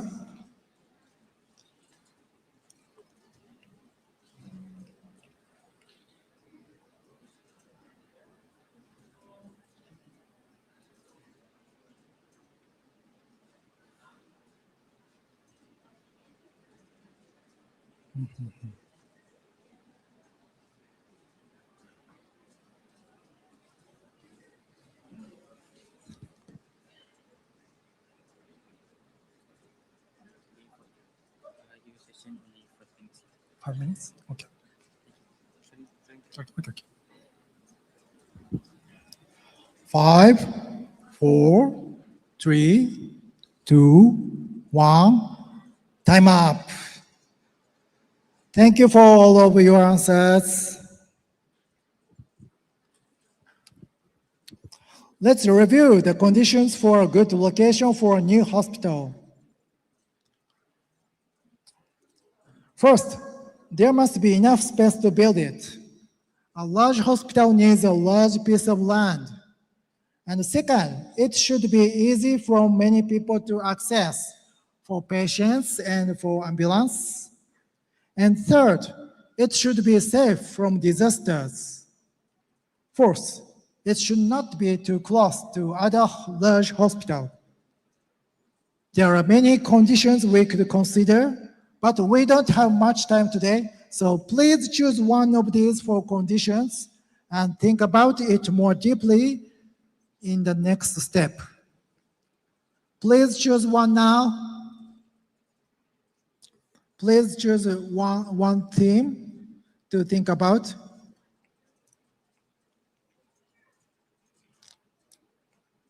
Have you chosen one? Great. In the next step, we'll think about what data do we need. Think about the conditions you chose in the previous step. What kind of data could we use to find places that meet that condition?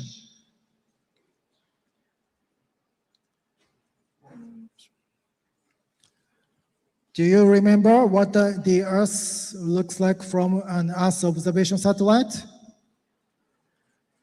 With an optical sensor, we can take images that look like what we see with our own eyes. We can also use satellites to estimate the temperature of the ground. With SAR, synthetic aperture radar, we can learn what is on the ground to some extent. So let's start thinking.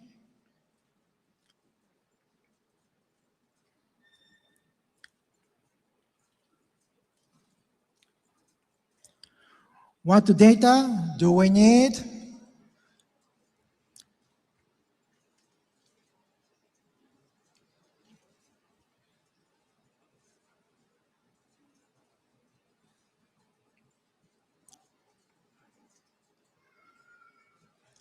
I'm very sorry, but you have 1 minute left.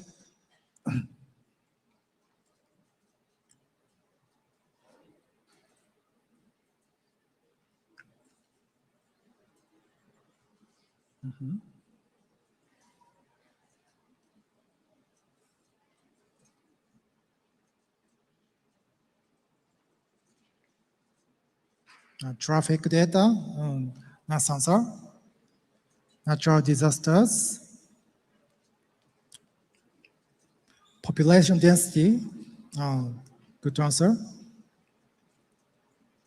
past disaster records,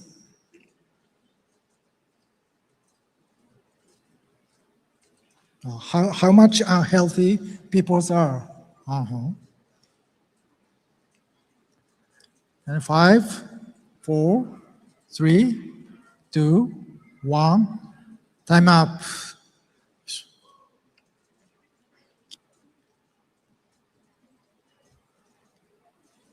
Thank you for all your answers. Now let's look at some example answers. For example, if we choose good access, we can use data like this. First, for satellite data, we can use optical images. They can help us see where the roads and cities are. We can also use SAR images to understand where buildings are and what the areas looks like. We can also use other types of data. If we know how the roads are connected, how much traffic there is, and where public transportation is available, we can estimate how long it takes people to get to the hospital. So we need both satellite data and other data to solve real-world problems.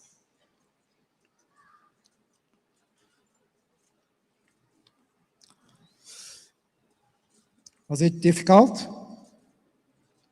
I hope you got a little taste of both the difficulty and the fun of solving real-world problems. And I'm a little sad to say this, but our long talk is finally coming to a close. What did you think about during this workshop? Maybe you had some thoughts like this. Satellite data can tell us many different things. By combining satellite data with other data, we can learn even more. In fact, this is exactly what we do at Tenchijin. We start with a real-world problem and combine satellite data with other data to solve it. As I mentioned at the beginning of the workshop, the number of satellites is growing rapidly, and so is the amount of satellite data. What can we do with all this data? That depends on your ideas. Finally, I'd like to share a quote that I really like.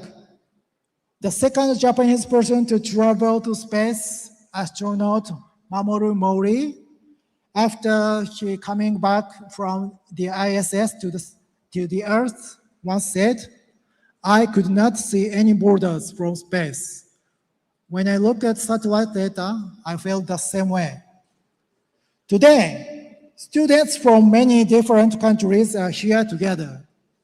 We may be born in different places, speak with different languages, and think in different ways.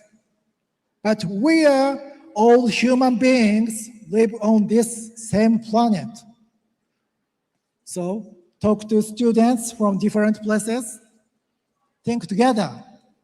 Let's work together to make our planet a better place for all life. Thank you for listening today. Terima kasih.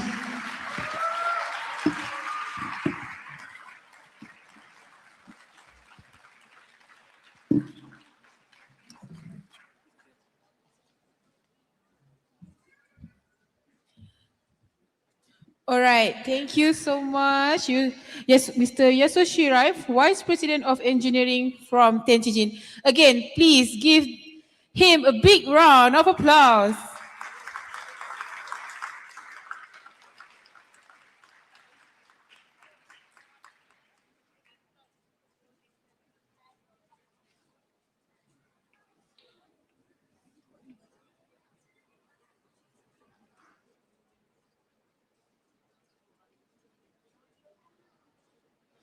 All right, to the students, for those who finished the workshop, please join us in DTC and please fill the front seat.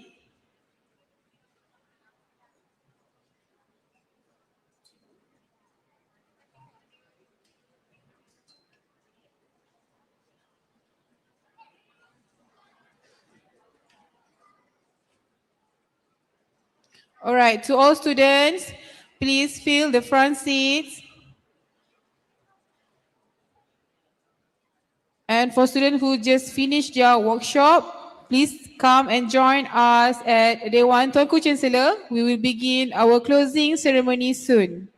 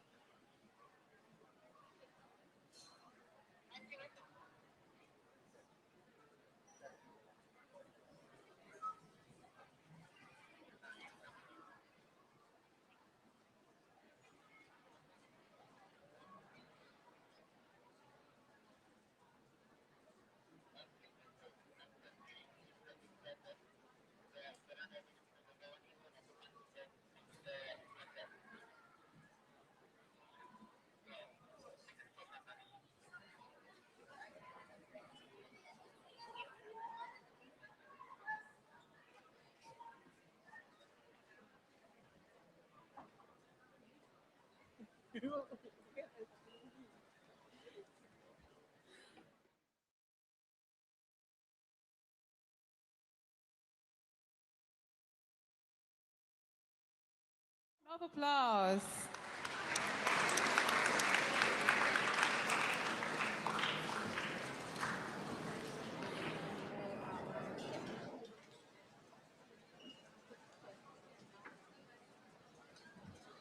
All right, ladies and gentlemen, now we will waiting for the other student from the other workshop to come and join us at Dewan Tuanku Chancellor.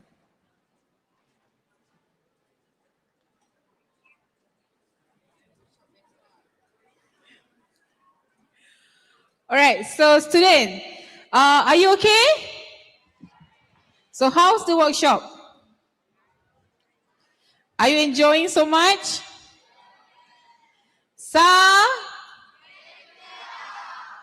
Mana tangan? Nak tangan? Okay, lagi sekali. 1, 2, 3. Sa.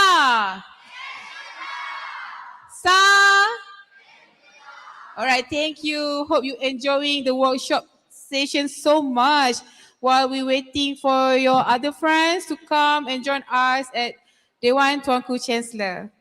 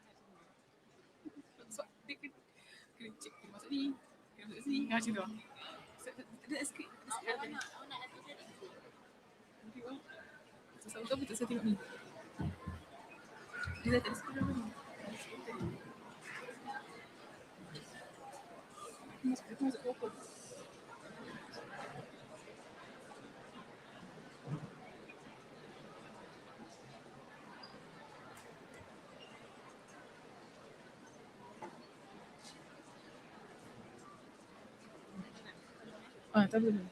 Biasa. Sorry. Saya nak beli hot tea, saya tak cukup.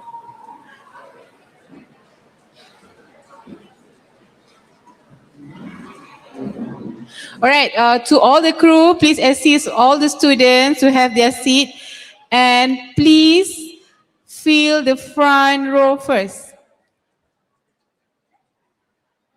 So all the crew, I need your support to assist all the students to come and join us at Dewan Tuanku Chancellor. We will begin our closing ceremony soon.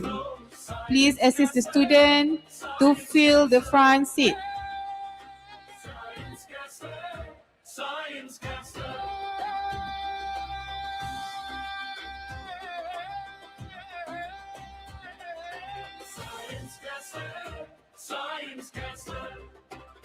Side by side, young minds shine bright, dreams ignite and knowledge flow. Science Castle, Science Castle.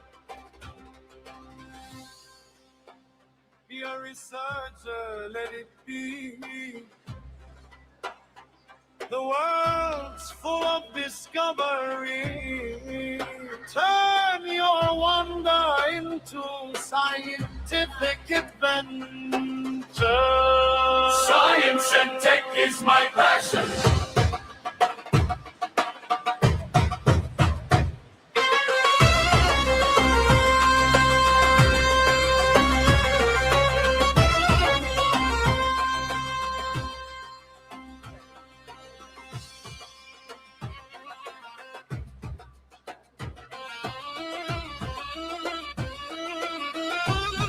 Alright, student, while we waiting for our closing ceremony, who wants to be volunteer here?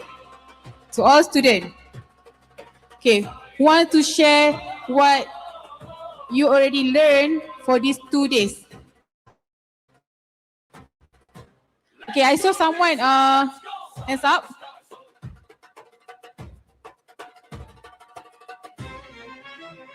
No?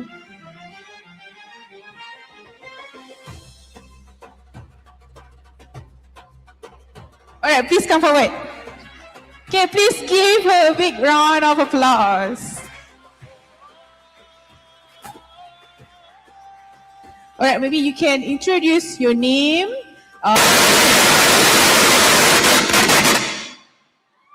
Sorry. Okay. Maybe you can introduce your name, which school you are from, and maybe you can share what have you learned for these 2 days, from these 2 days. Alright, so my name is Amira Natasha. I'm from Tugusha College. You guys can call me Amira. So for these past 2 days, I think I've learned a lot of things that I can learn beyond just my classroom. other than the fact that we had done a lot of research to develop our website, we also make connections with other innovators and try to connect and try to connect all together for our projects and see what other projects are and what other people care for. And I've concluded that a lot of us young people actually have the mind and the capability for us to change the world to become a better world that we are able to live in and that we are able to live healthily in. So then, other than that, I also learned, I was in agriculture workshop where we learned about hydrogel. So this is my first time learning about hydrogel and it's very fascinating. So any of you guys that do not know about hydrogel, you guys can go search it up. It is one of the ways to make our agriculture, especially in Malaysia, better because we already have the technology, for example, drones. So this hydrogel can also accelerate the betterment for our agriculture. And to conclude, for these past 2 days, I've learned about networking, I've learned about connections, I've learned about innovating to improve the world and for the world to become a better place that we all can live in. Thank you. All right, thank you so much. Please give her, wait. Okay, I think it's a very good sharing. I can see that you give a full attention for this today so that please receive from merchandise from us. Okay, again, everyone, please give her a big round of applause. Okay, maybe we can have another one volunteer who want to share what they already learned. Okay, I can solve for the guy. Okay, you.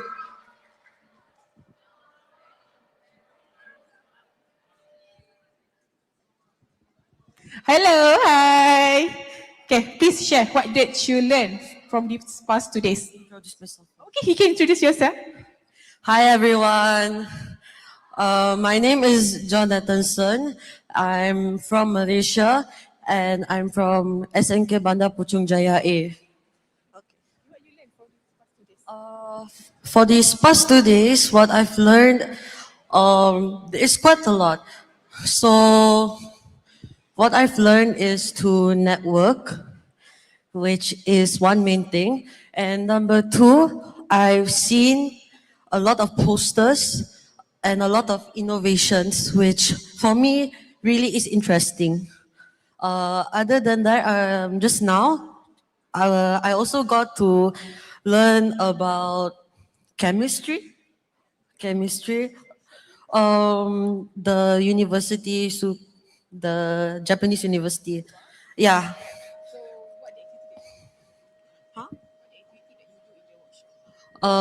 So one of the activities that I did in the workshop was to conduct a carbon dioxide test. Yeah, very fun. So thank you. And I hope my school will get gold medal, and I think my school will get gold medal. I guarantee. SNK Bandar Puchong Jaya A! All right. Wait. Thank you so much for your sharing. All right. Okay. I think we already prepared for the closing ceremony.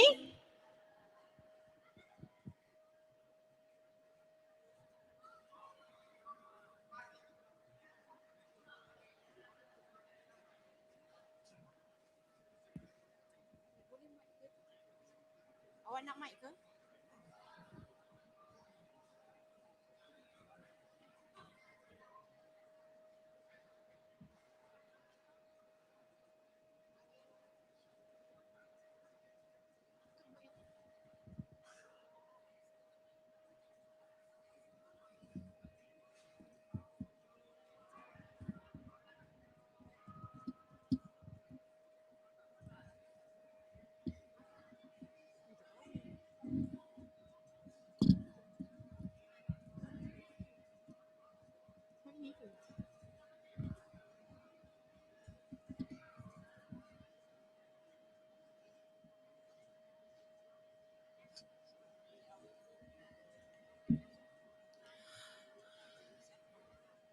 All right, dear student, we are waiting for our guest of honor. So in the meantime, please make yourself comfortable, okay?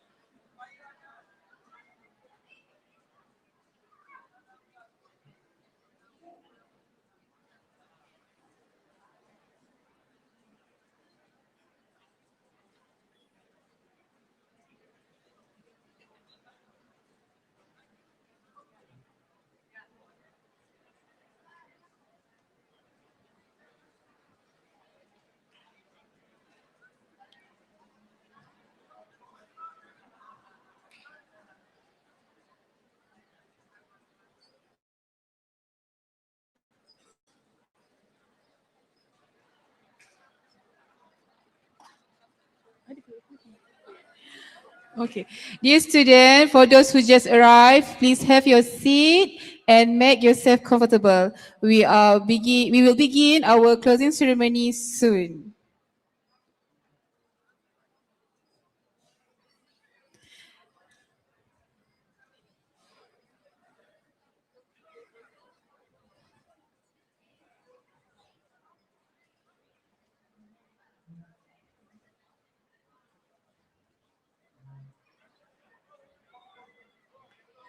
To all the crew, please assist all the students to have their seats, and we hope you can fill the front seat first.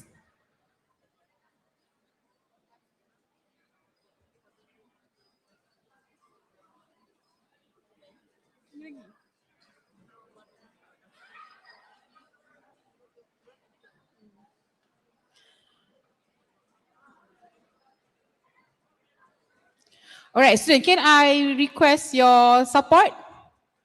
When I announce the arrival of esteemed partner, please give a very loud of applause. Is it okay? Sa. I need your hand gesture. Sa. Hi. Hello. Are you okay? Yeah, I know you are so excited to wait for the result, right? So, no, I can see the excitement.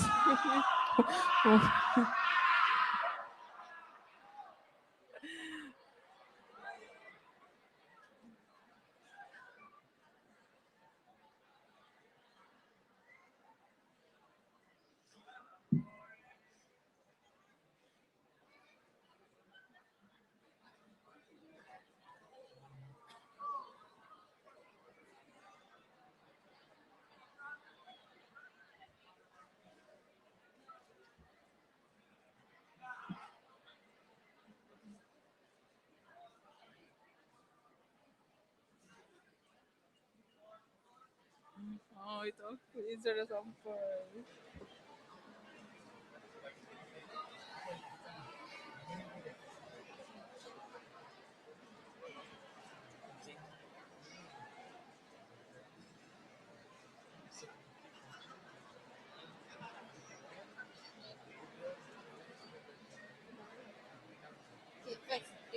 Sekarang.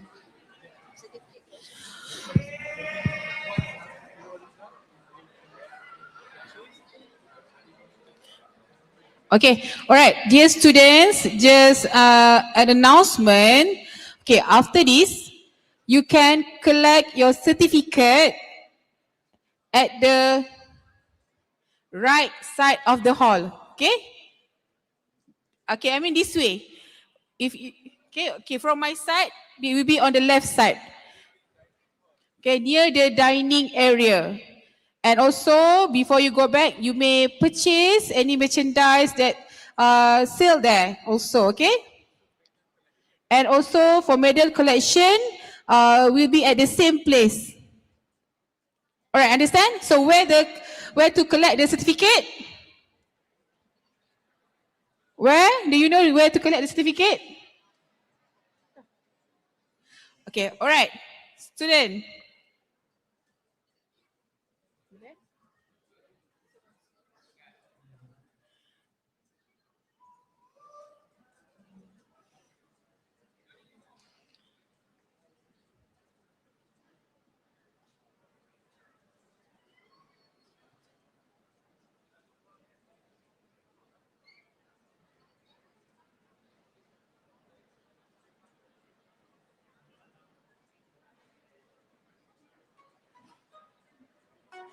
Dear students, please be seated. We will start our closing ceremony.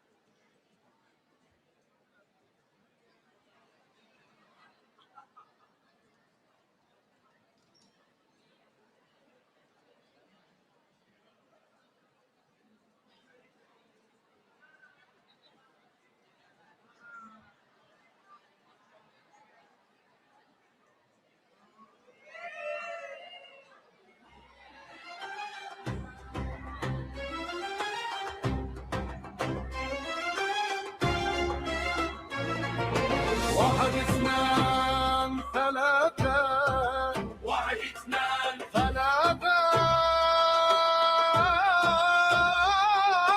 Science Castle Science Castle Side by side young minds shine bright Dreams ignite and knowledge flow Science Castle Science Castle Science Castle Science Castle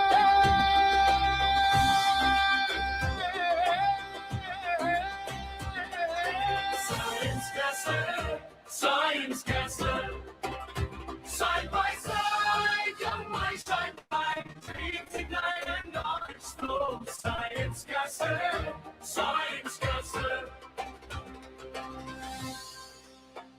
Be a researcher, let it be. All right, ladies and gentlemen, may I have your attention, please? Announcing the arrival of our esteemed partners.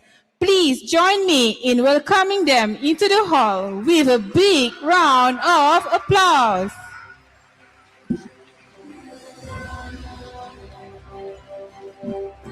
Once again, our sincere appreciation to all our partners. Without their invaluable support and contributions, Science Castle Asia 2026 would not have been possible.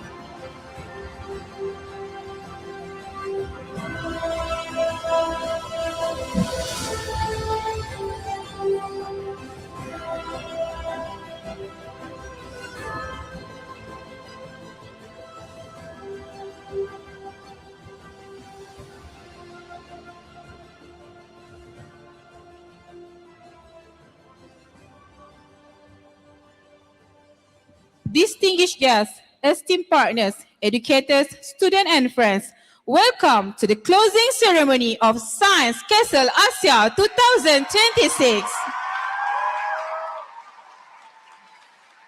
Ladies and gentlemen, before we proceed, we will have our official photo session. May I invite our official photographers and videographers to take their position and prepare for the session.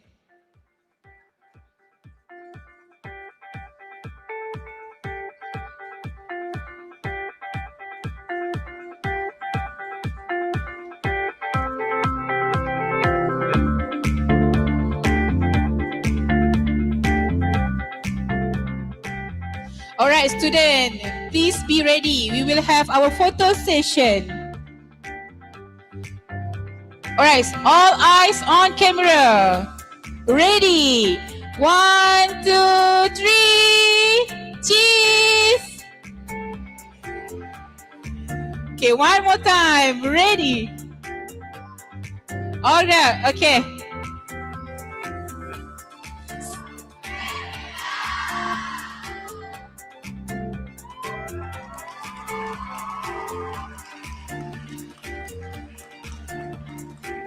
All right, together, please say Science Castle Asia 1, 2, 3.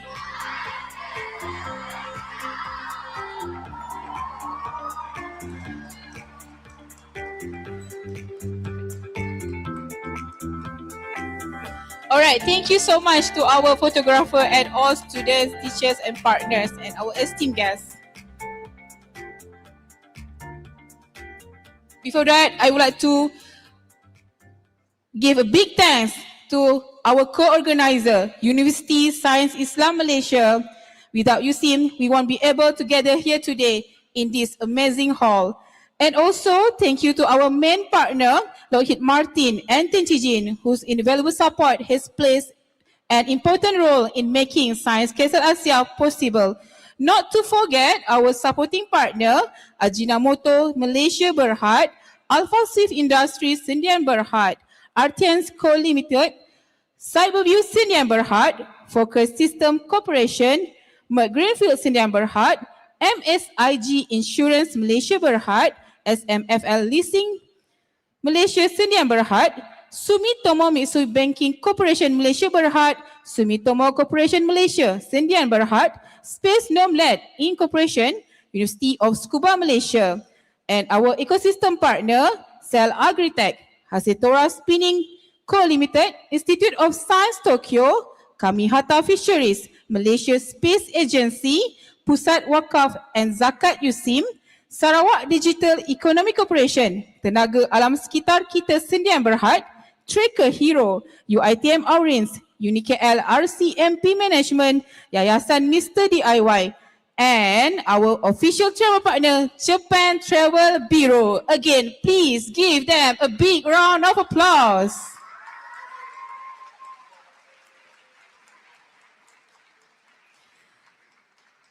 Ladies and gentlemen, this is the time that I believe all of you have been waiting for these past 2 days. Now, let's proceed for the next session. We will have a poster award. For the first poster award is the award from Sumitomo Group. And I would like to invite Mr. Masaya Togawa, Managing Director, SMFL Leasing Malaysia Sdn Berhad, on behalf of Sumitomo Group to present the award. Please give a big round of applause.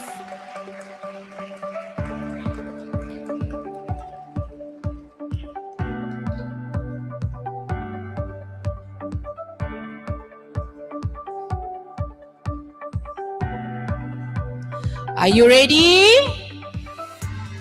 So who you think the winner for this award?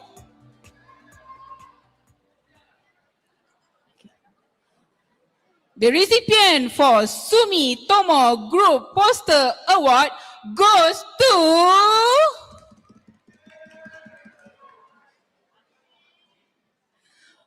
P77, P81, P110, and P132.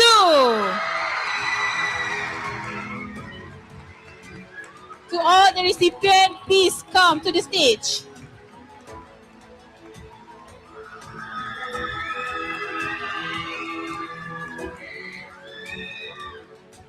P77 SMJK Kuang Kuang Malaysia, low cost with the title Low Cost AI Microplastic Detection. Poster 81 SMK Bandar Puchong Jaya A, Waste to Wall Engineering Sustainable Bioplastic Composite Bricks for a Circular Future. P110 SMK Putra Perdana Malaysia with Project EcoWave, turning water hyacinth innovations into sustainable paper and green jobs. And P132 UCSI International School Kuala Lumpur Malaysia with the title Biodegradable Coral, Upcycling Food Waste into Marine Habitats and Micronutrient Sources.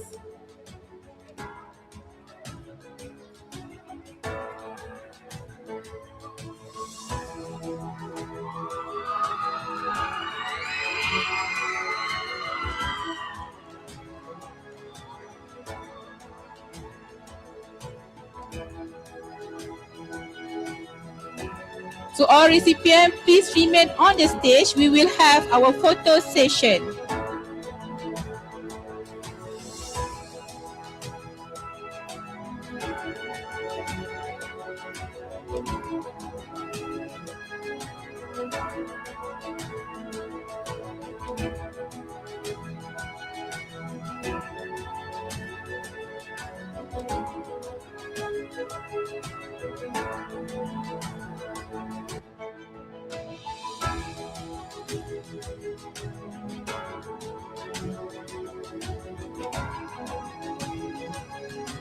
All right, please be ready for the photo session.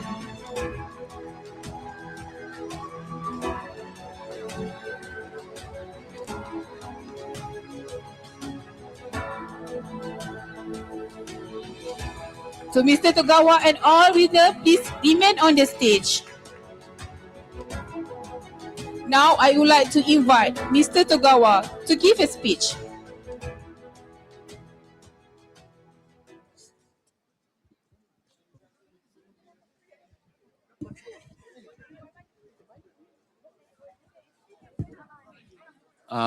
Good afternoon, everyone. And congratulations to the 4 teams selected for the Sumitomo Group Apostle Hours. Yes, these projects were chosen because they demonstrate how science, technology, and innovation can address real environment and social challenges. And from AI basis, microplastics detection and waste to the world sustainable bricks to transforming the water hyacinth into the sustainable products and green opportunities, and upcycling the food waste into the biodegradable materials for marine habits. Each project presents a creative approach towards sustainability. Now, more importantly, these projects reflect what we hope to see in the young researchers, the ability to identify a real problem, develop an innovative solutions, and consider its potential impact on society and environment. Again, congratulations. We look forward to the meeting all for your teams during the Sumitomo Group FY 2027 CSR's activity in Port Dickson, where we hope to further explore and develop these ideas together. Thank you. All right, thank you so much, Mr. Togawa and all the winners. You may have your seat. And to all the winners, see you at Sumitomo Group CSR activity. Again, please give them a big round of applause.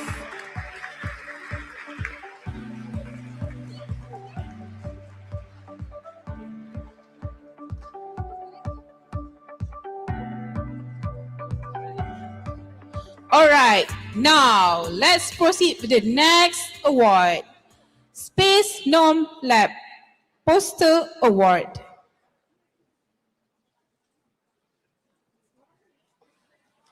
Are you ready?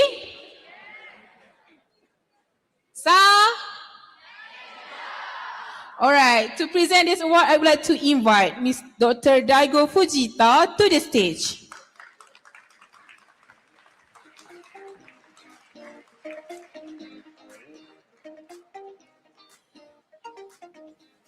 The recipient for the Space Gnome Lab Poster Award goes to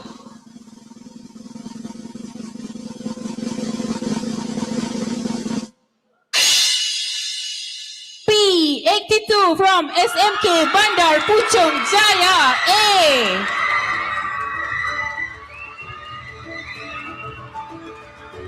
Congratulations to SMK Bandar Puchong Jaya A with the title Eco-Roots Autonomous IoT Smart Farming Robot for Sustainable Agriculture. Please come to the stage.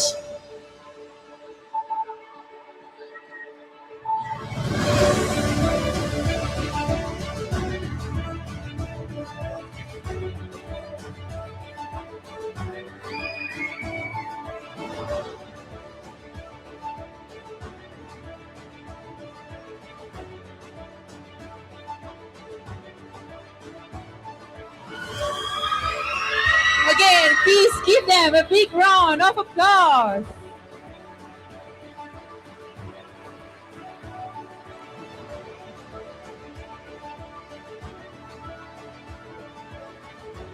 All right, please be ready for the photo session.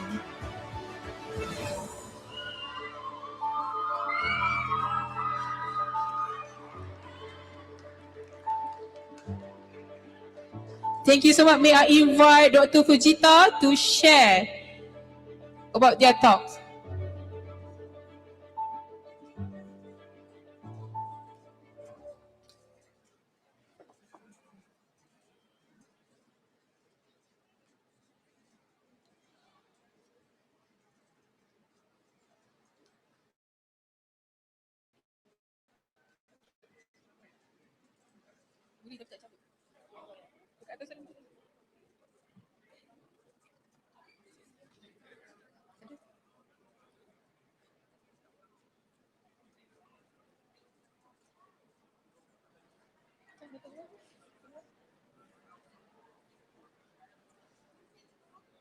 Hello?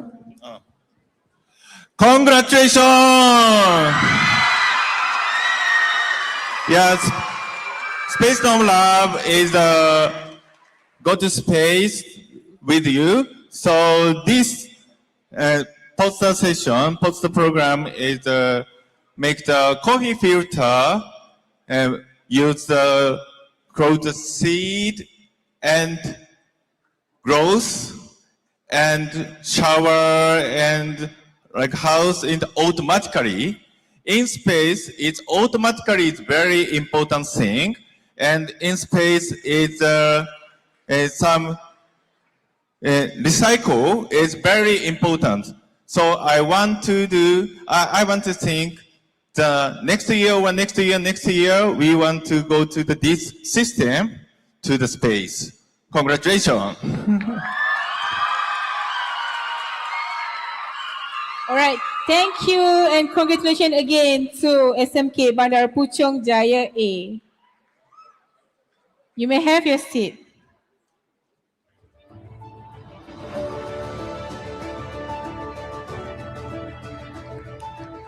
Again, please give them a big round of applause.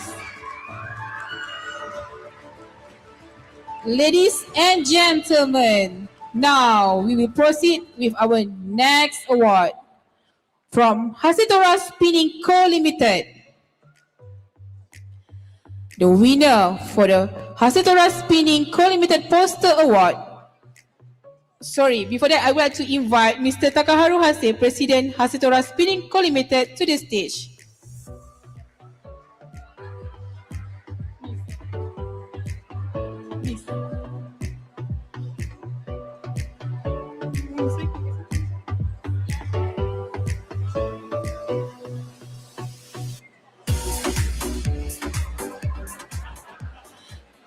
The winner for the Hasitora Spinning Co. Limited goes to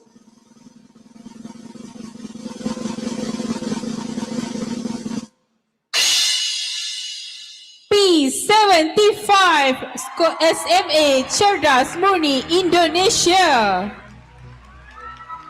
Congratulations, please come to the stage.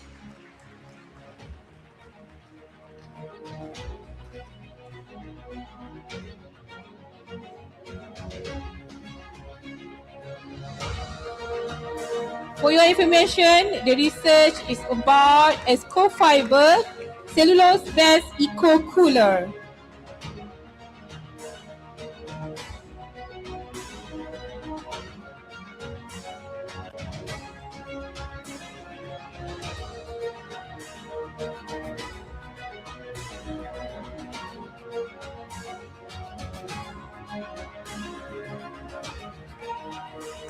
Congratulations again. Now we have a photo session.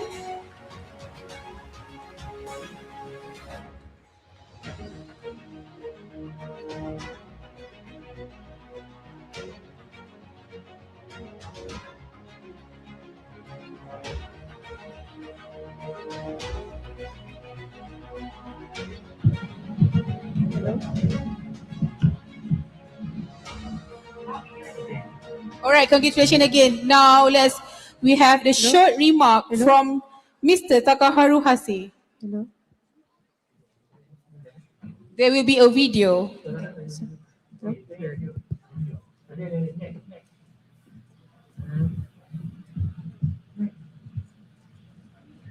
Hello everyone, it's me again. I'd like to give my comments on why we choose Aerospace Eco Cooler for the Hasetora Spinning Award.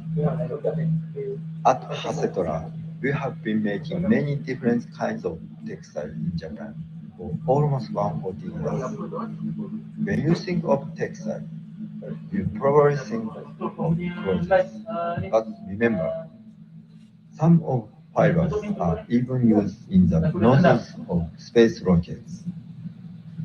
Textiles don't only protect the human body, they can even protect rockets in space.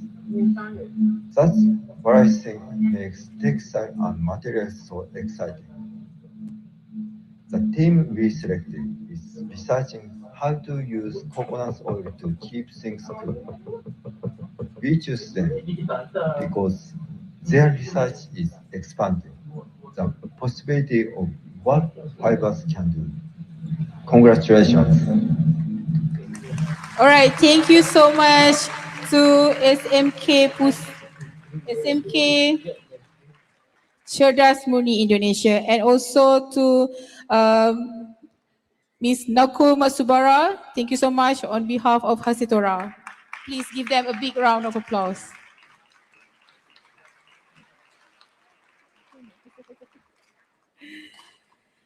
Next, we will proceed to the next award from Kamihata Fisheries.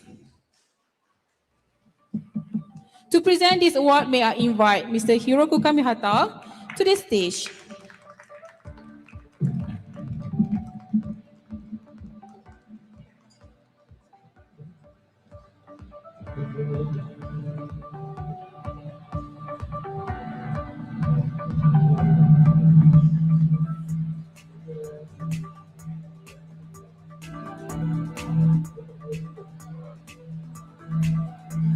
The winner for Kamihata Fisheries goes to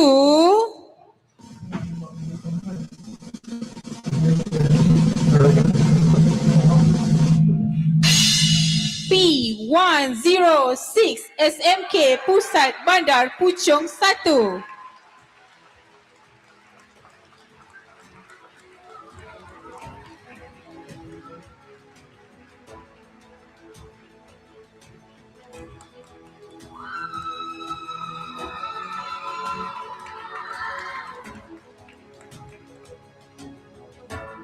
Congratulations to SMK Pusat Bandar Puchong 1.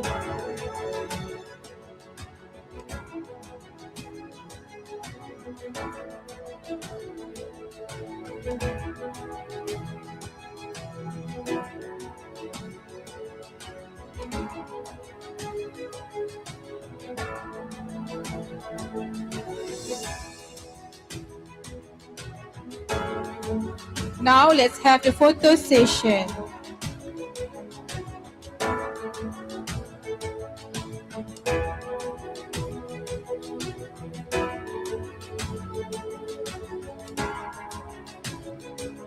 All right, thank you so much.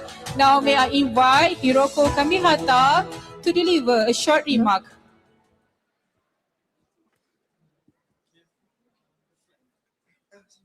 Congratulations. The reason I choose this team, I really impressed your passion and also approach to protect endangered juvenile fish, also protect, support sustainable fisheries, both of them. So congratulations.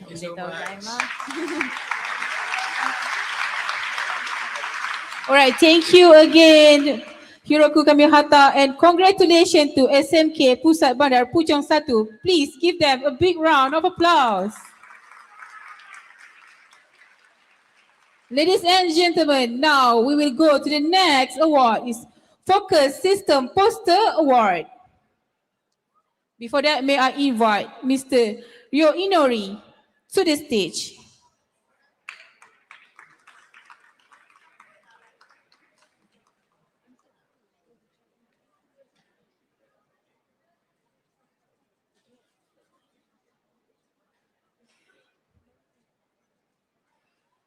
The winner for the Focus System Poster Award goes to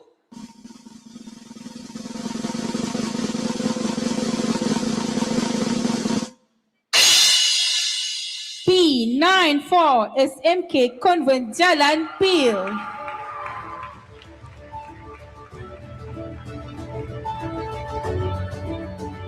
Congratulations again to SMK Convent Jalan Pil.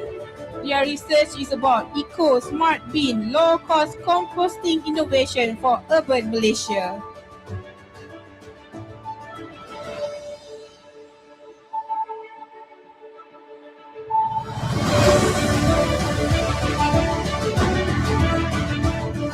Right now, we have a photo session.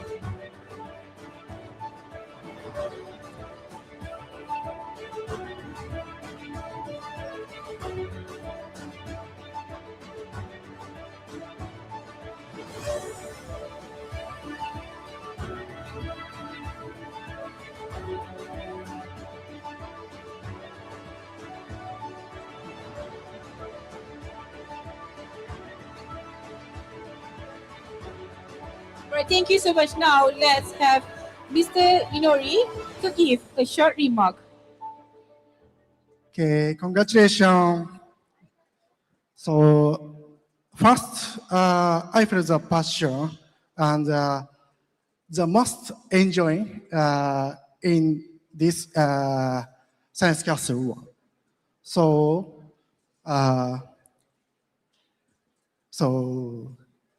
yeah, I think to protect nature, so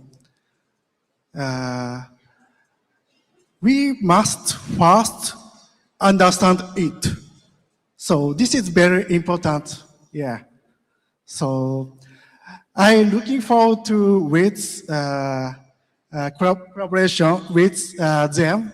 So in near future, and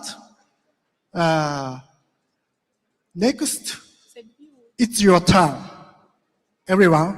All right? Okay, congratulations. Thank you very much. Okay, I think there is one more announcement, and it's a surprise award. For your information, please stay on the stage. Please stay on the stage. Okay, there is special announcement.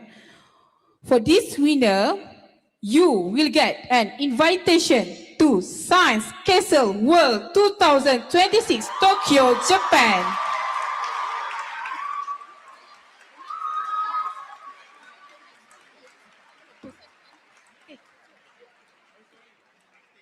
Oh, sorry for the mistake. I'm so sorry. The invitation to Science Castle World. All right, okay. The announce will be informed later. I'm so sorry for this.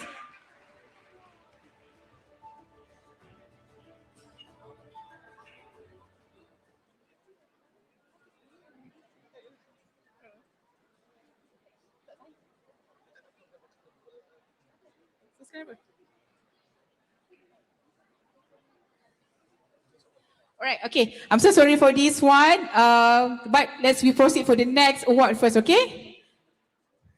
Okay, now we have a Cyberview Poster Award. For the Cyberview Poster Award, I would like to invite Mr. Wan Muhammad Najee Wan Ali Saifuddin, Senior Executive Innovation and Industry Development, Cyberview Sdn Bhd, to the stage.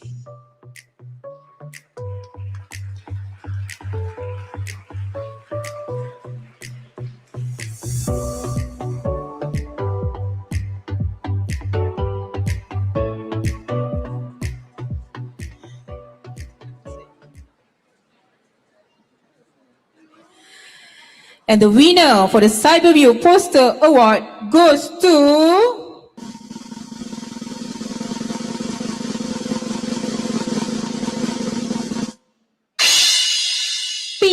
P100 SMK King George V Malaysia and P134 Yayasan Sarawak International Secondary School Petra Jaya.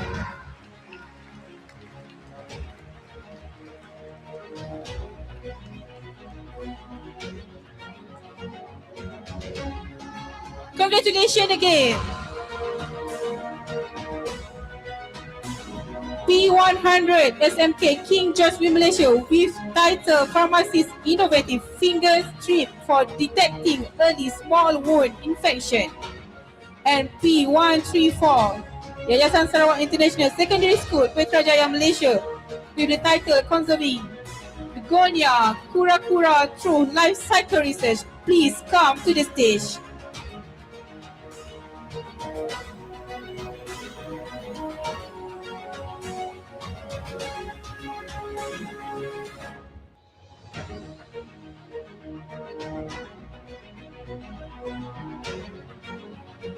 Now, please be ready for the photo session.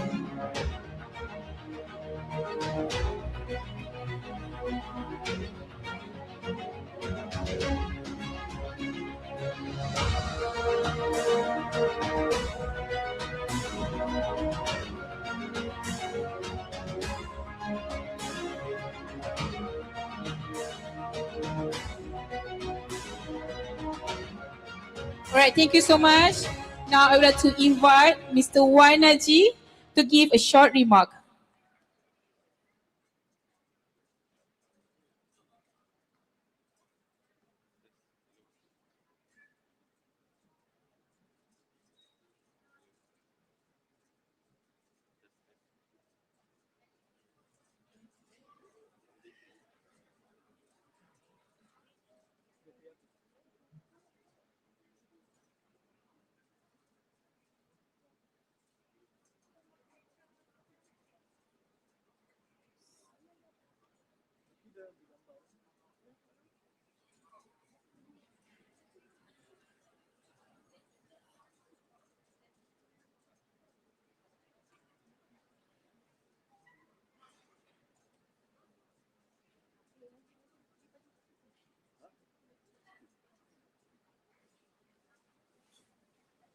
Test. Oh, sorry. Hi everyone. So I think from yesterday's poster presentation, these two teams has provided the research that is closely aligned with what Cyberview is doing, which is turning Cyberview into a Cyberjaya into a smart city, and one of the cluster that we try to develop as a smart city is smart healthcare and also sustainable smart city. So that's why these two teams is the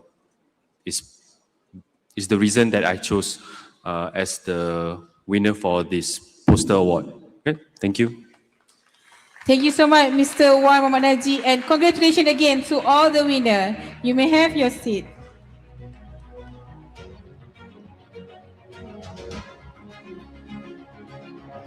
Now, ladies and gentlemen, we may proceed to the next award from Artians Poster Award. With that, I would like to invite Satoru Takashima, President and Representative Director, Group CEO Artians, to the stage.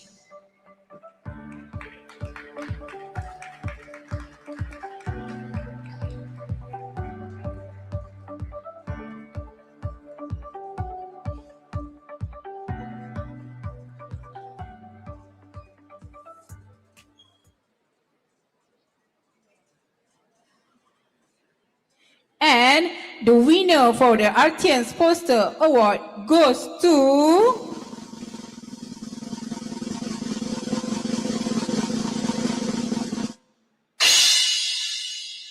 P135 Yayasan Sarawak International Secondary School, Petra Jaya, Malaysia.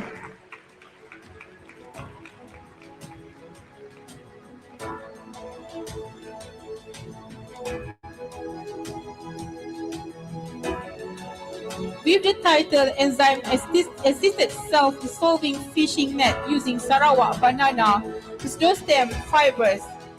Please come to the stage.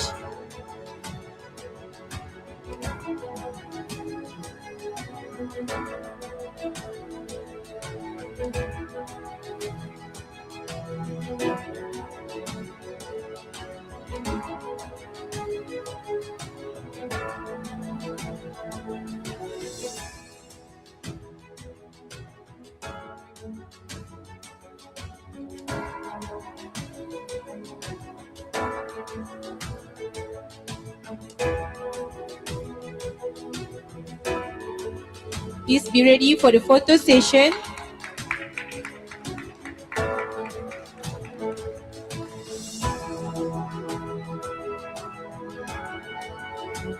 Alright, congratulations again.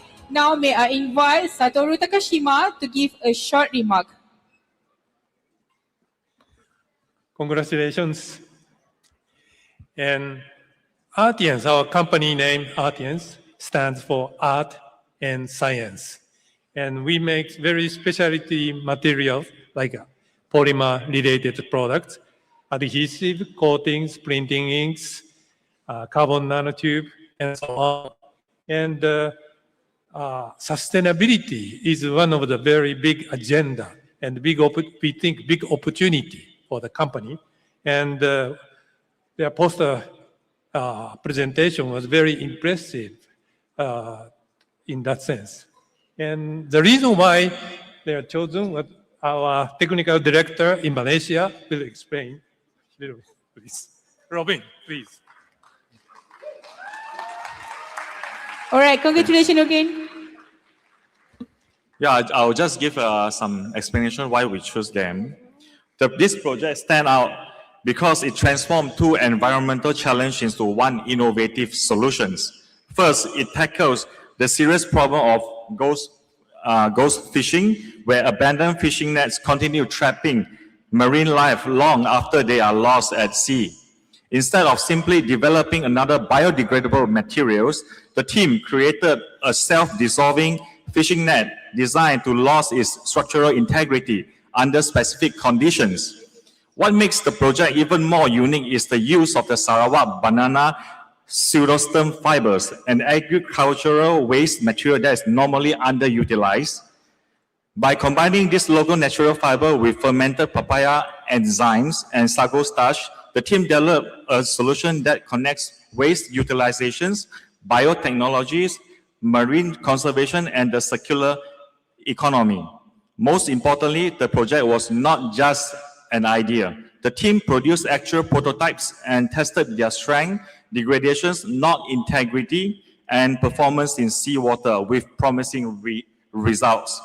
Therefore, let's praise for their passions, enthusiastic visions, and efforts in reaching to this stage.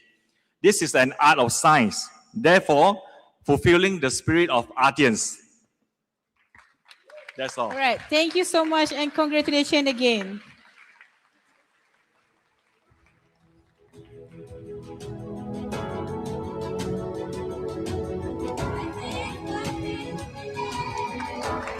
Yes, please give them a big round of applause.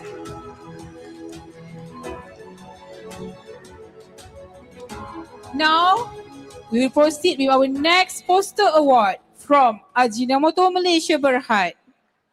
May I invite Mr. Yong Kam Cheng, Executive Director, Ajinomoto Malaysia Berhad.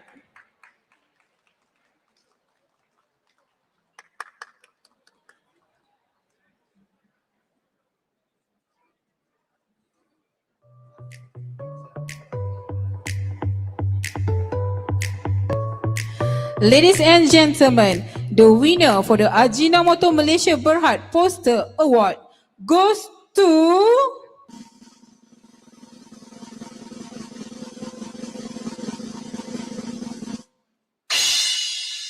P12 Central Mindanao University Laboratory High School, Philippines, and P127 Surawiwat School, Suriname University of Technology, Thailand.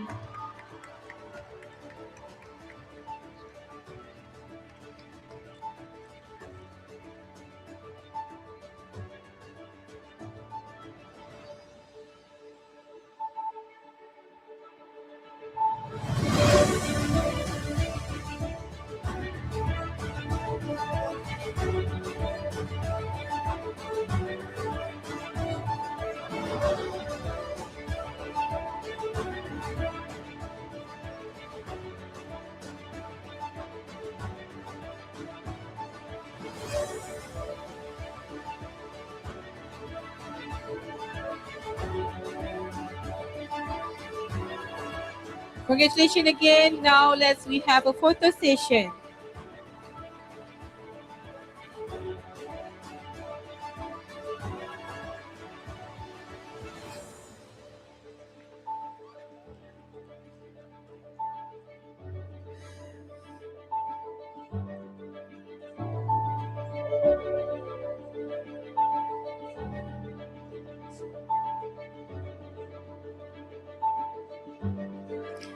All right, thank you so much. Now may I invite Mr. Yong Kam Cheng to give a short remark.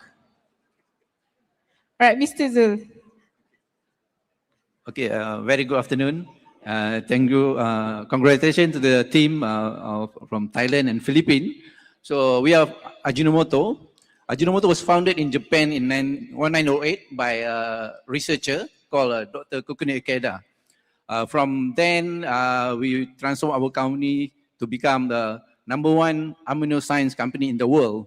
So research is our company spirit. So we hope that by contributing with this science castle activity, we can continue encourage youngsters in research and in line with our effort, solving social issues through science and innovation. Okay, thank you. Congratulations. All right, thank you so much and congratulations again to the winner.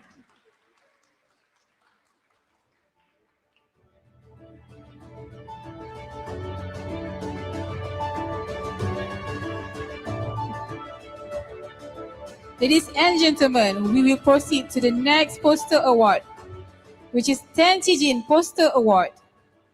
To present this award, may I invite Mr. Yota Hori, Global Business Development Tenchijin, to the stage.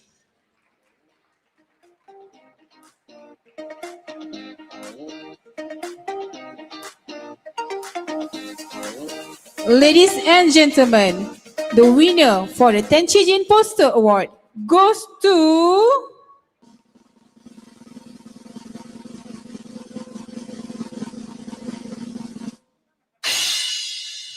P2 Acelo Badalas Memorial High School Philippines, P107 SMK Pusat Bandar Puchong 1, P118 SMK Tebohon Malaysia, P133 University of the Philippines High School in Iloilo.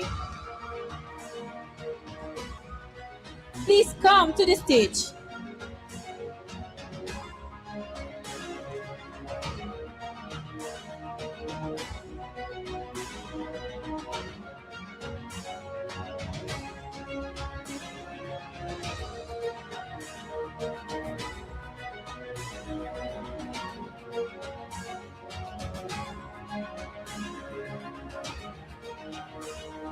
Alright, congratulations again. Please be ready for the photo session.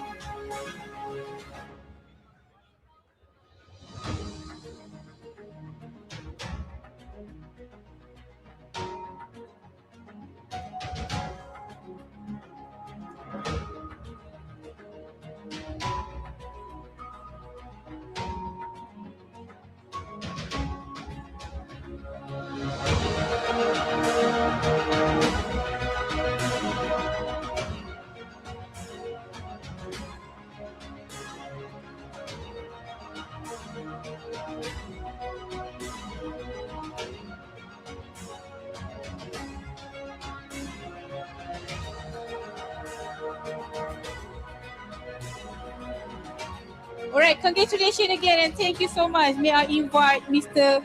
Yota Hori to give a short remark.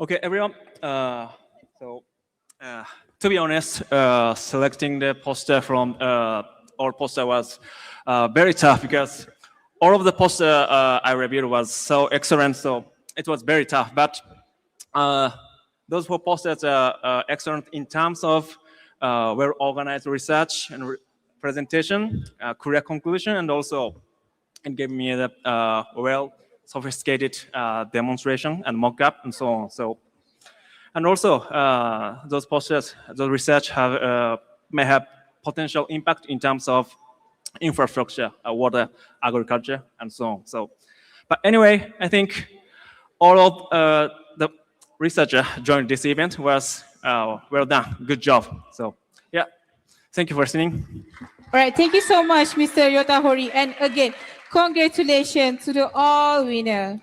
You may have your seat.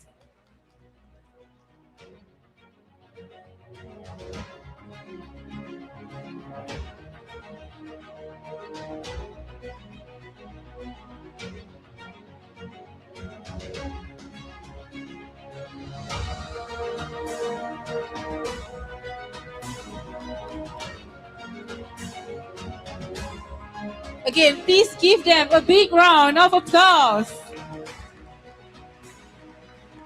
All right, ladies and gentlemen, next, we will have a Live Earnest Poster Award. To present this award, may I invite Dr. Arif Izairi Zamani, Director, Live Earnest Malaysia, to the stage.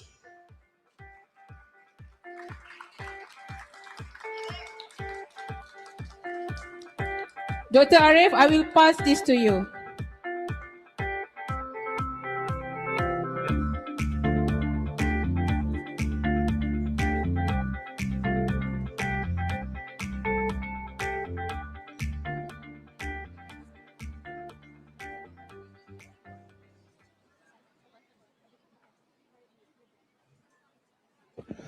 Testing, testing. 1, 2, 3, testing.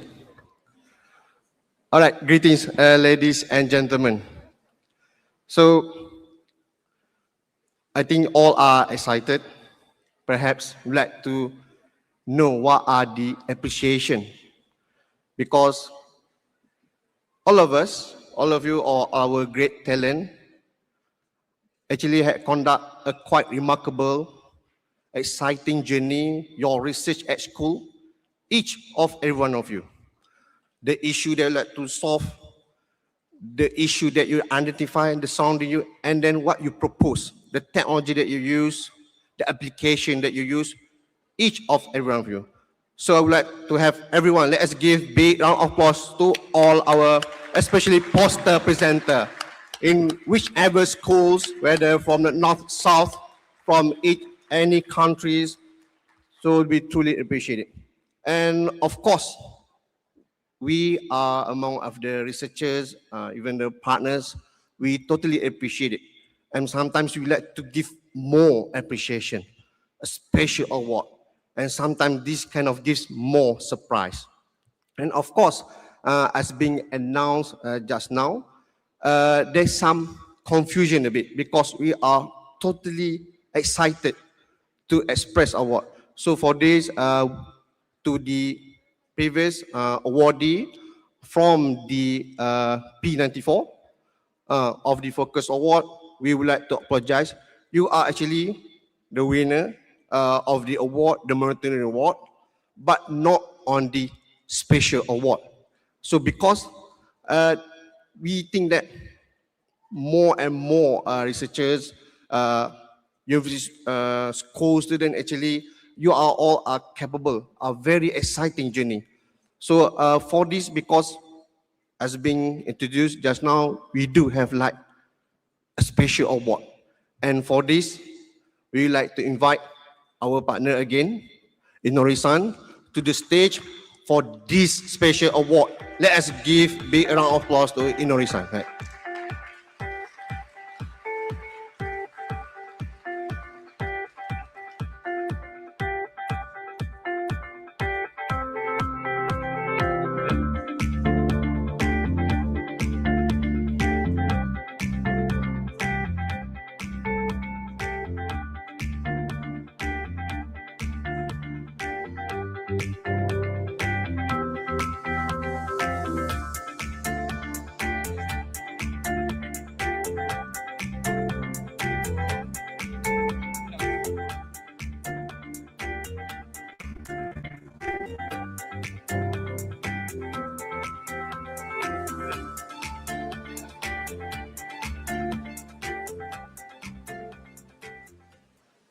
Okay.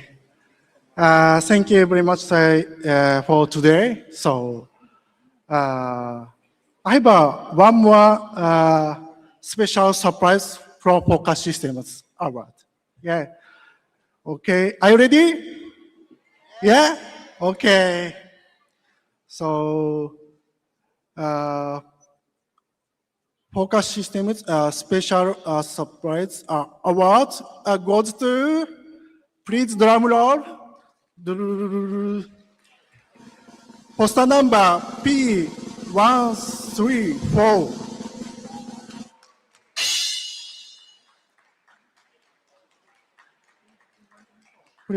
Please come in stage. Please come to the stage P134.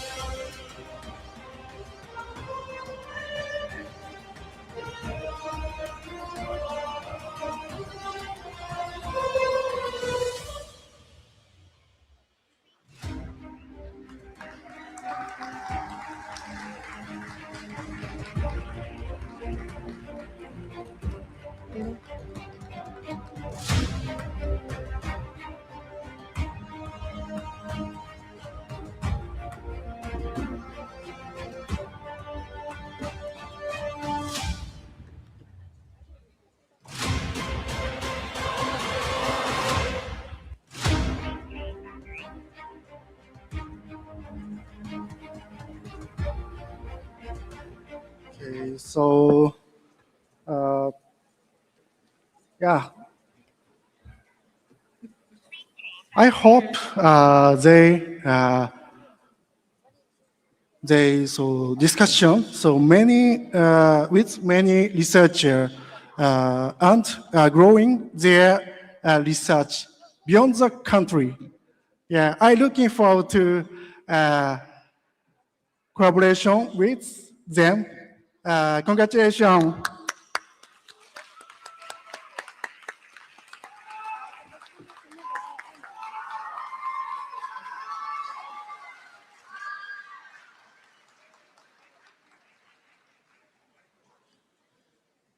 All right, congratulations again. And thank you to Mr. Ryo Inori. You may have your seat. Dr. Arif will remain on the stage for the Lee Van Ness Poster Award.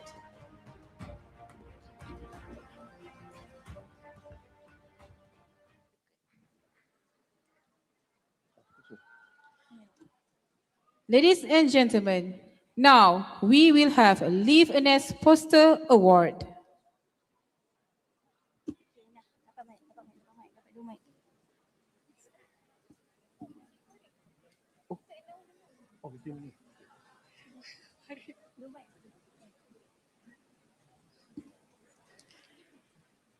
The winner for the Lee Van Ness Poster Award goes to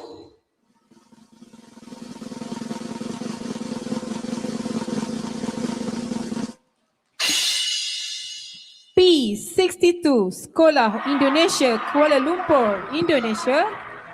P87, SMK, Banggol, Malaysia. P117, SMK, Taman Keramat. And P122, SMKA, Sheikh Abdullah Fahim. Please come to the stage.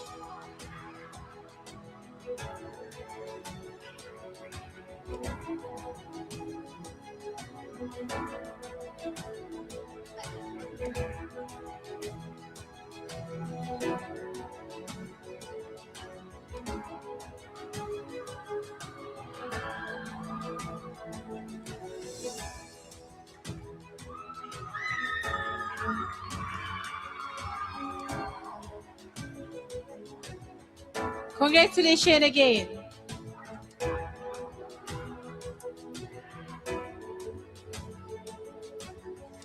All right, please be ready for the photo session.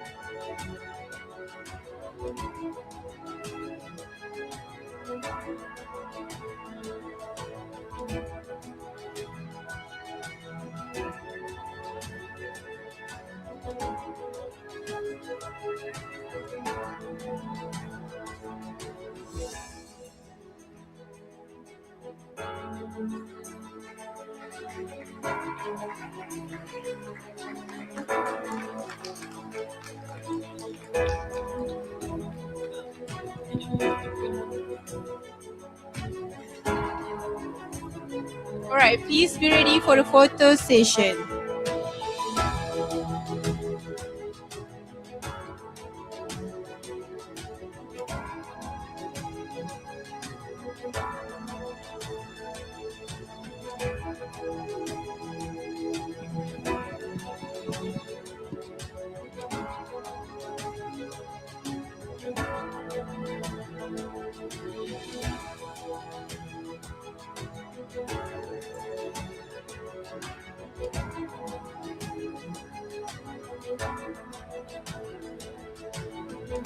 All right, thank you so much. Now, may I invite Dr. Arif to give a short remark.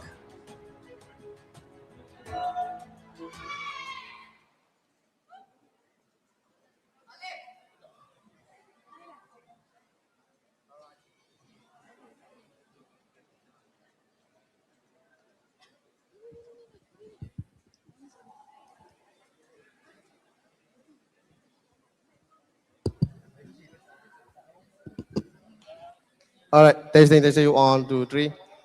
All right, boys and girls, schools, once again, congratulations for this Liveness Award. So Liveness, we are science venture company, a group researchers working on science and technology for global happiness, and we are truly appreciate the passion from you all working on the science, solving in different issue. So perhaps if I could share, some are working even though at school level, but you're working at actually addressing the transportation, the archipelago. That's actually quite exciting. And also some working on the how to turn the agricultural residue, try to merge between different tech, bringing some very affordable solution. That's quite exciting. And also some are working on the addressing like a social issue. For example, bullying, everything. That's actually quite alarming. And using the application to address this, this is quite outstanding. And also others are working on the how the hazardous environment in lab, I believe in the mercury spill and so on, how it got support from stakeholder, fire department. I think that is quite exciting as well, how you guys think are actually happening around you, try to propose, try to work on, and then gathering partners. So for this, let's give a big round of applause to all these recipients. All right, thank you so much, Dr. Arif, and all the winners. Okay, for this. And once again, congratulations to all awardees for Liveness Poster Award. You may now have your seat.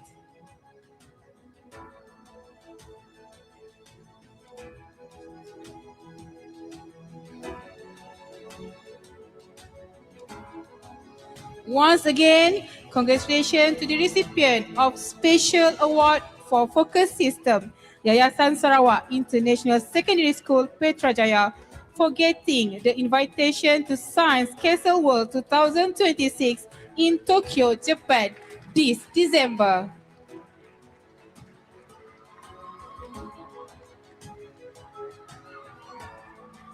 Ladies and gentlemen, now let's proceed with the next award, which is Oral Award.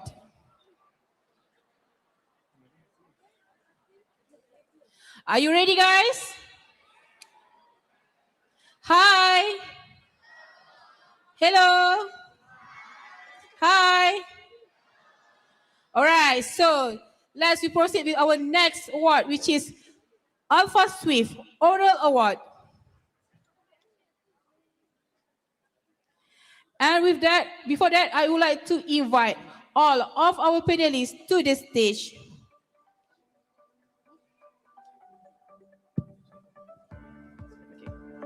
I would like to invite Dr. Shen Li, Chief Executive Officer, Alpha Swift Industry, to the stage.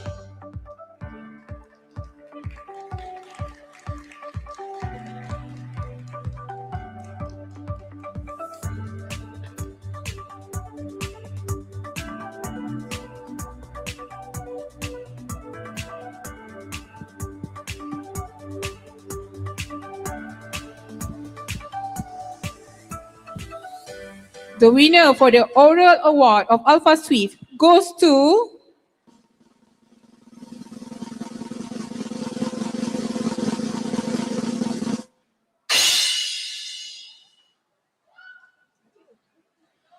O1 Kofu Minami High School with the title Changes in the Properties of Caulifly Silk in Response to Disinfection Solutions.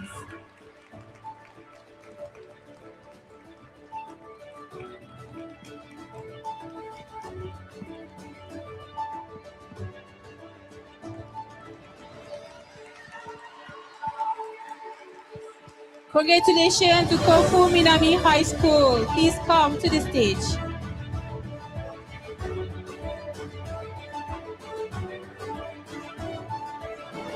All right, now we have a photo session.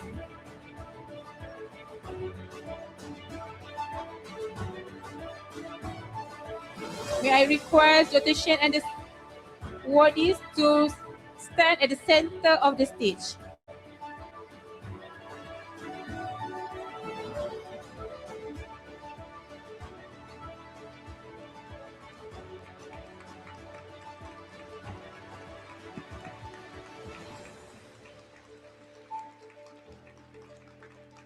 Congratulations again. Now may I invite Dr. Shen to share a short remark.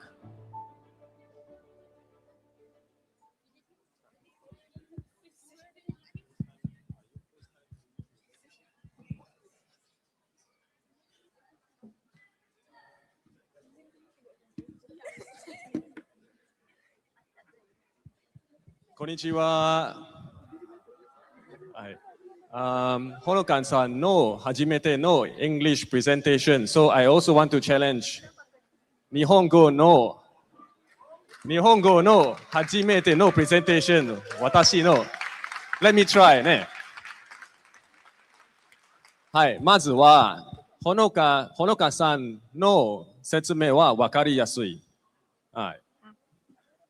そしたらほのかさん、英語の説明分かりやすい。And then ほのかさんの努力は私見えました。はい。Then ありがとうございます。All right, thank you so much, Dr. Shen. English. Okay, all right. English.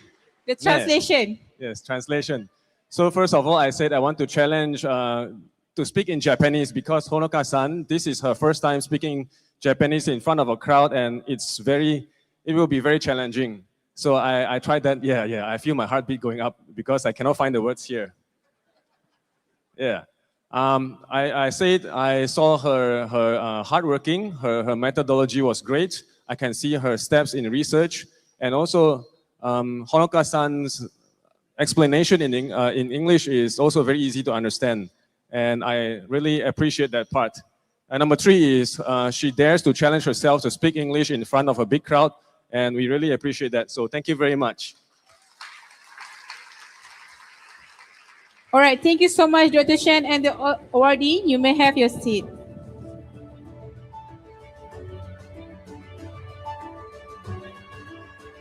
Now for the next oral award is from Lockheed Martin. With that, I would like to invite Mr. Abdul Hakim Sahidi to the stage.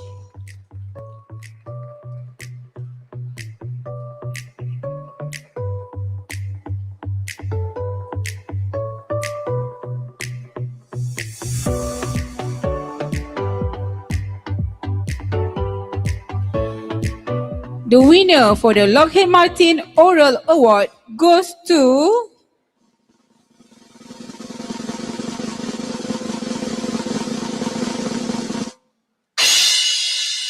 O5 Nano Weavers with the title Rambutan Nano Touches the Future of Wound Care. Please come to the stage.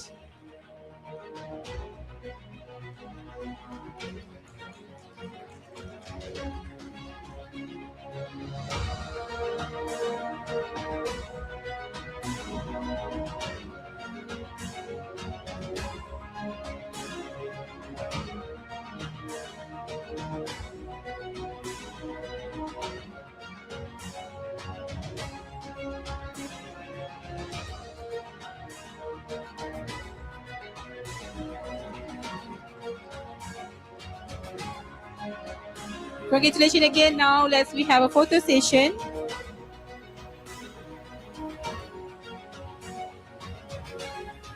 And may I invite Mr. Hakim to give a short remarks.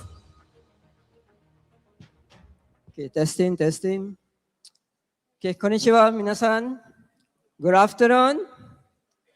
Okay, so first of all, on behalf of Lockheed Martin, one of our main partners today, unfortunately, they cannot come by themselves, but they are very, grateful to actually select your team, even though it's not really related to the aerospace, but they can see that your research have a very detailed methodology. They can see that you have done a lot of work to finish the research. And they can see that your research will be able to solve a lot of issues, especially in healthcare. So that's why they choose you as their winner for this award. Congratulations again. Thank you. All right, thank you, Mr. Hakim, and to all the recipients. You may have your seat.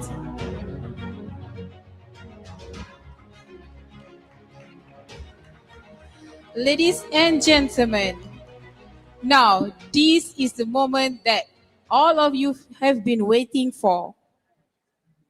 Leaveness Grand Award. With that, I would like to invite all the panelists to the stage. I would like to invite Dr. Kihoko Tokwe, Professor in Senior Dr. Hafizal Mohamad, Professor Dr. Maki Sujimura, Dr. Shanli, and Ms. Norafiza Saleha to the stage.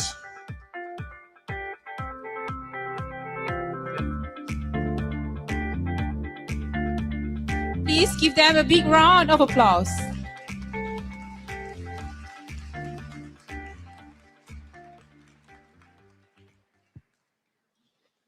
All right, are you ready? Are you ready? Ladies and gentlemen, for the Leaveness Grand Award goes to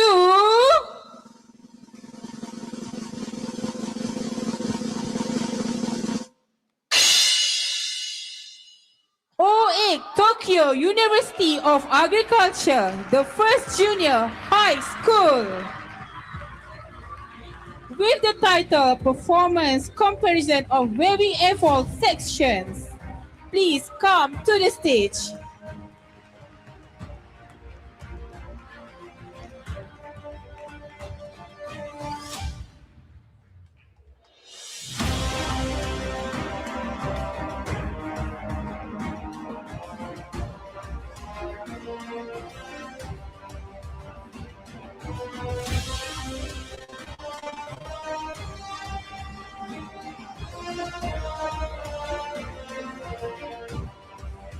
Congratulations again. Now we proceed with the photo session.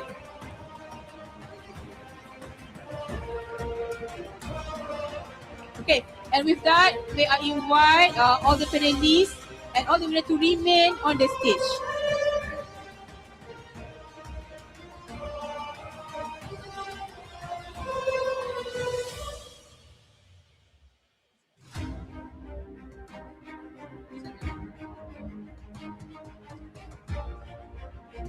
All right, thank you so much. Now let's invite Professor Engineer Dr. Hafizal to give a short remark.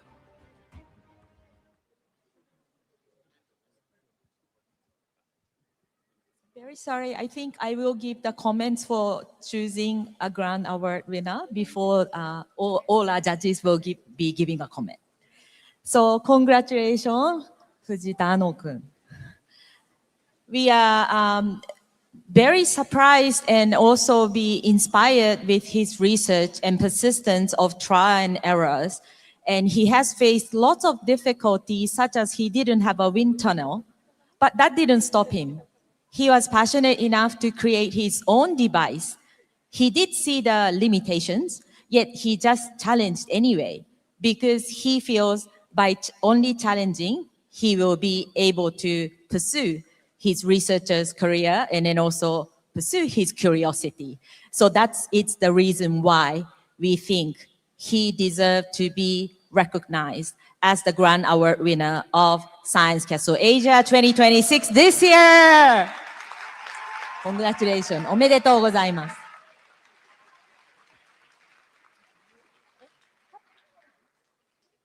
Can we hear happy comments from Fujita-kun? Okay, so I am very happy right now to get this award, and I hope I share my research to many people as possible. And also thank you for everyone who supported my research. Thank you.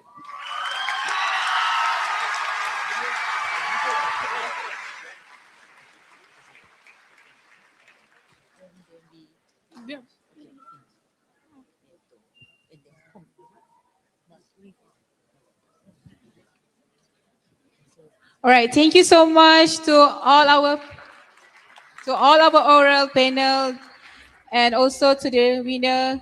Please give them a big round of applause.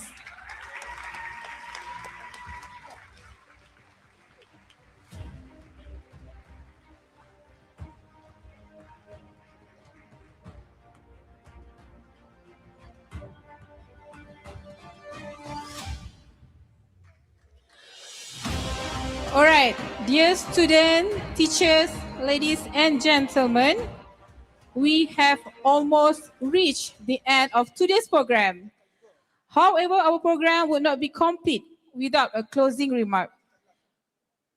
To deliver the closing remark for Science Castle Asia 2026, it is my honor to invite Dr. Ezra Ghazali, Head of Education Division, Lebanese, Malaysia, to the stage. Please give him a big round of applause.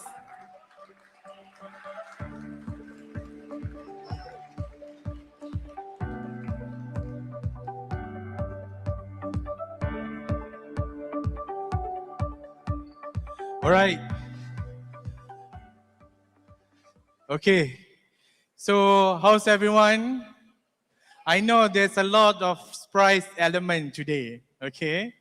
I would like to first of all congratulate all of you that joined today's Science Castle Asia 2026. Okay.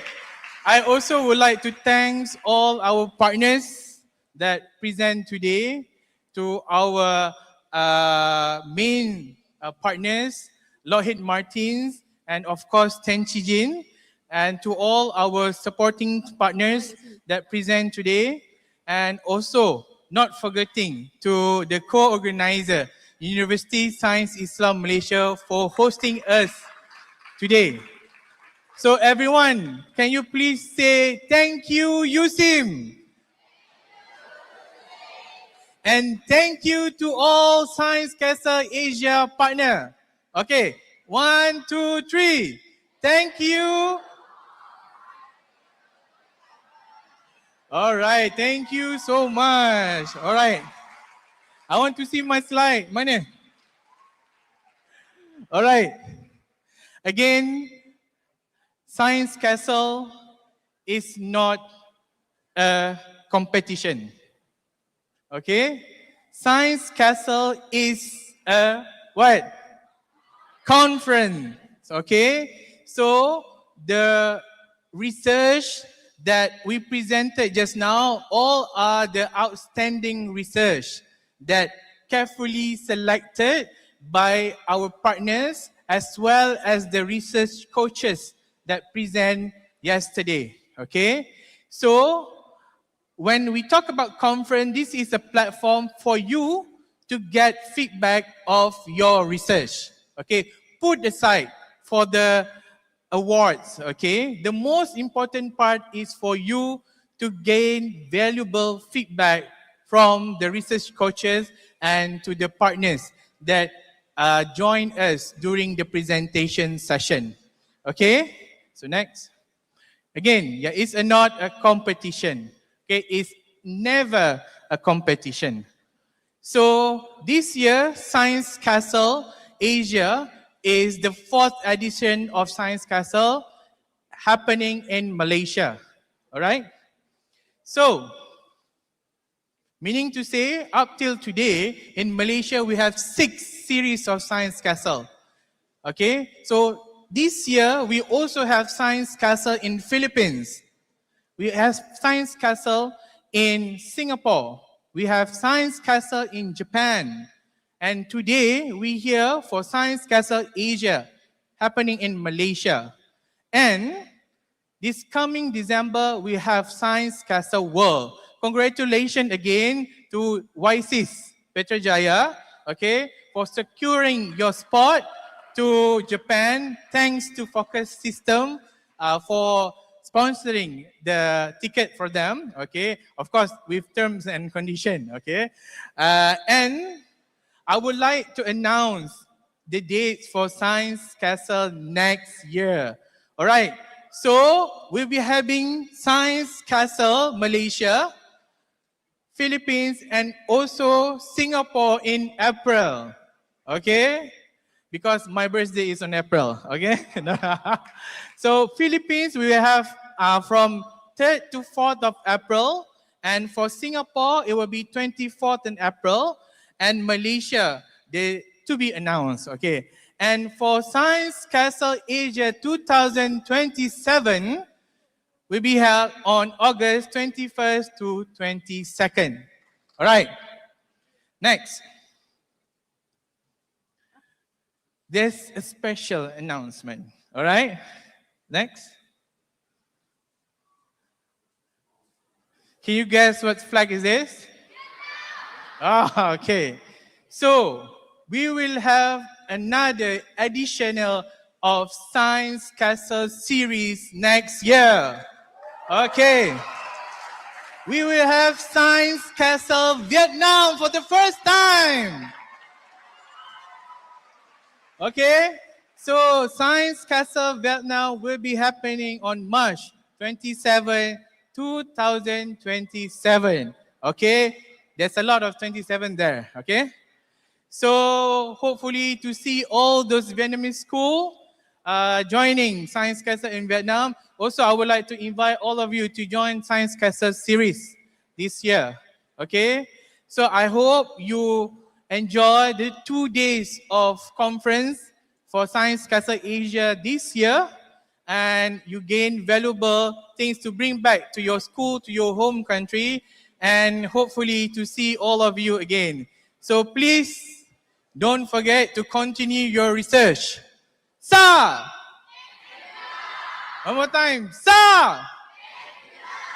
The loudest ever. Sa!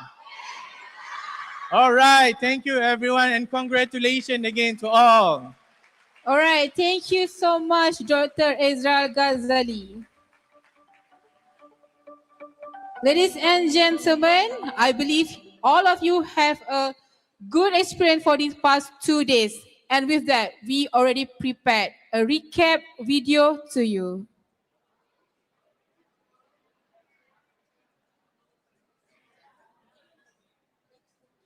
Let's watch the video.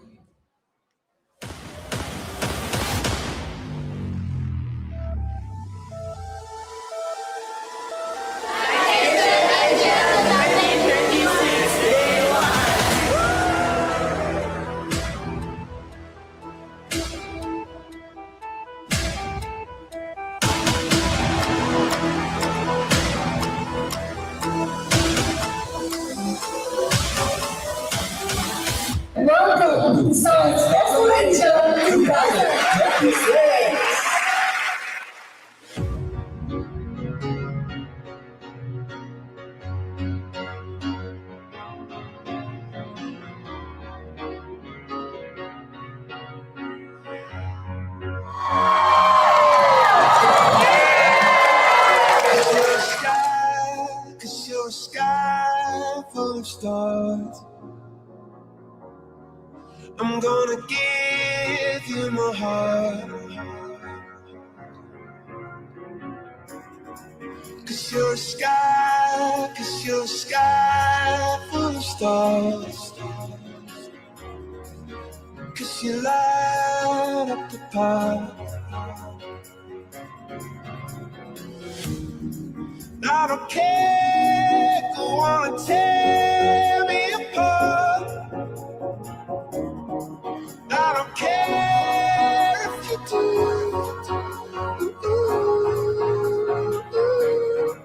Cause in the sky, 'cause in the sky full of stars.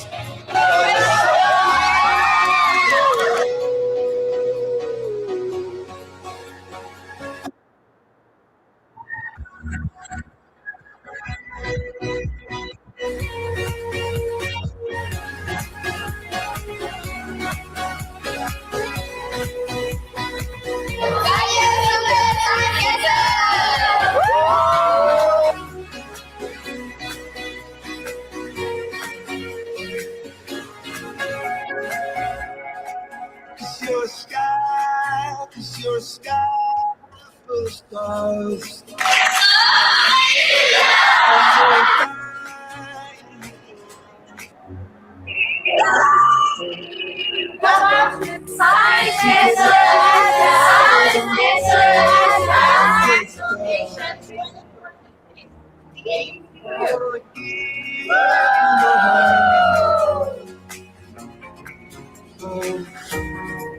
I don't care, go on and tear me apart.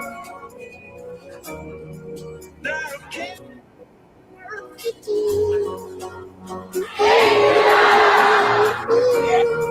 'Cause in the sky, 'cause in the sky, full of stars, I think I see you.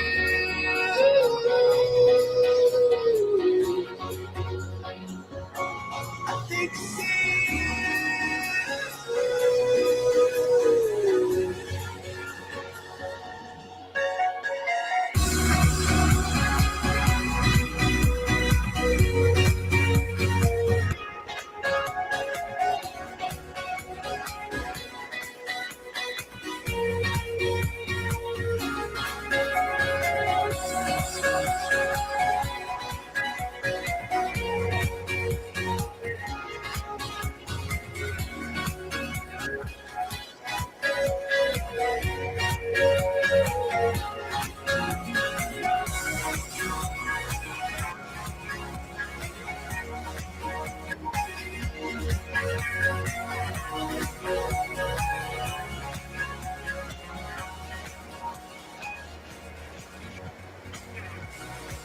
You're a sky, you're a sky full of stars. All right, a truly heartwarming video capturing so many wonderful memories. I hope you enjoyed these students of Science Castle Asia 2026, and please keep in touch with your friends. Ladies and gentlemen, we have now reached the end of Science Castle Asia 2026. But before that, we would appreciate your feedback for this day too.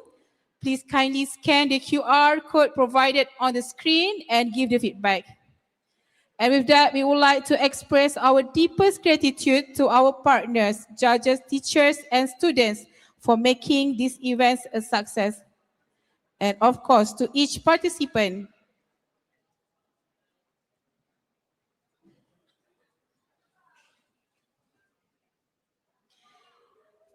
Please give a big round of applause to our partner.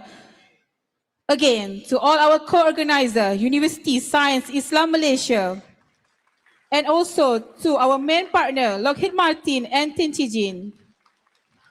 Not to forget to our supporting partner, Ajinomoto Malaysia Berhad, Alpha Swift Industries Sendian Berhad, Artians Co Limited, Cyberview Sendian Berhad, Focus System Corporation, Merck Greenfield Sendian Berhad, MSIG Insurance Malaysia Berhad, SMFL Leasing Malaysia Sdn Berhad, Sumitomo Mitsui Banking Corporation Malaysia Berhad, Sumitomo Corporation Malaysia Sdn Berhad, Space Gnome Lab Incorporation, and University of Scuba Malaysia. Please give them a big round of applause. And not to forget our ecosystem partner, Cell Agritech, Hasitora Spinning Co. Limited, Institute of Science Tokyo, Kamihata Fisheries, Malaysia Space Agency, Pusat Wakaf dan Zakat USIM, Sarawak Digital Economy Corporation, Tenaga Alam Sekitar Kita Sdn Berhad, Tracker Hero, UiTM Aurins, UniKL RCMP Management, Yayasan Mr. DIY, and our official travel partner, Japan Travel Bureau. Please again give them a big round of applause. Thank you so much, everyone. Thank you for bringing your energy and ideas to Science Castle Asia 2026.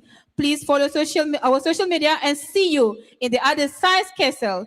With that, Science Castle Asia 2026 officially comes to an end. We look forward to welcoming you again next year. So stay happy, stay curious, and see you next year. Thank you for these sweet memories.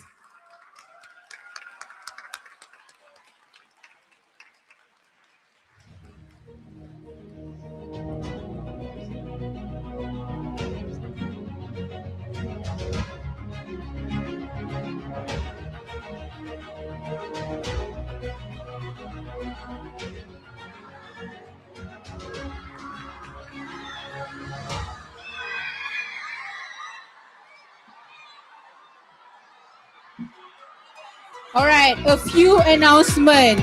You may collect your certificate at the left side of this hall near the dining area, and also you may collect your medal.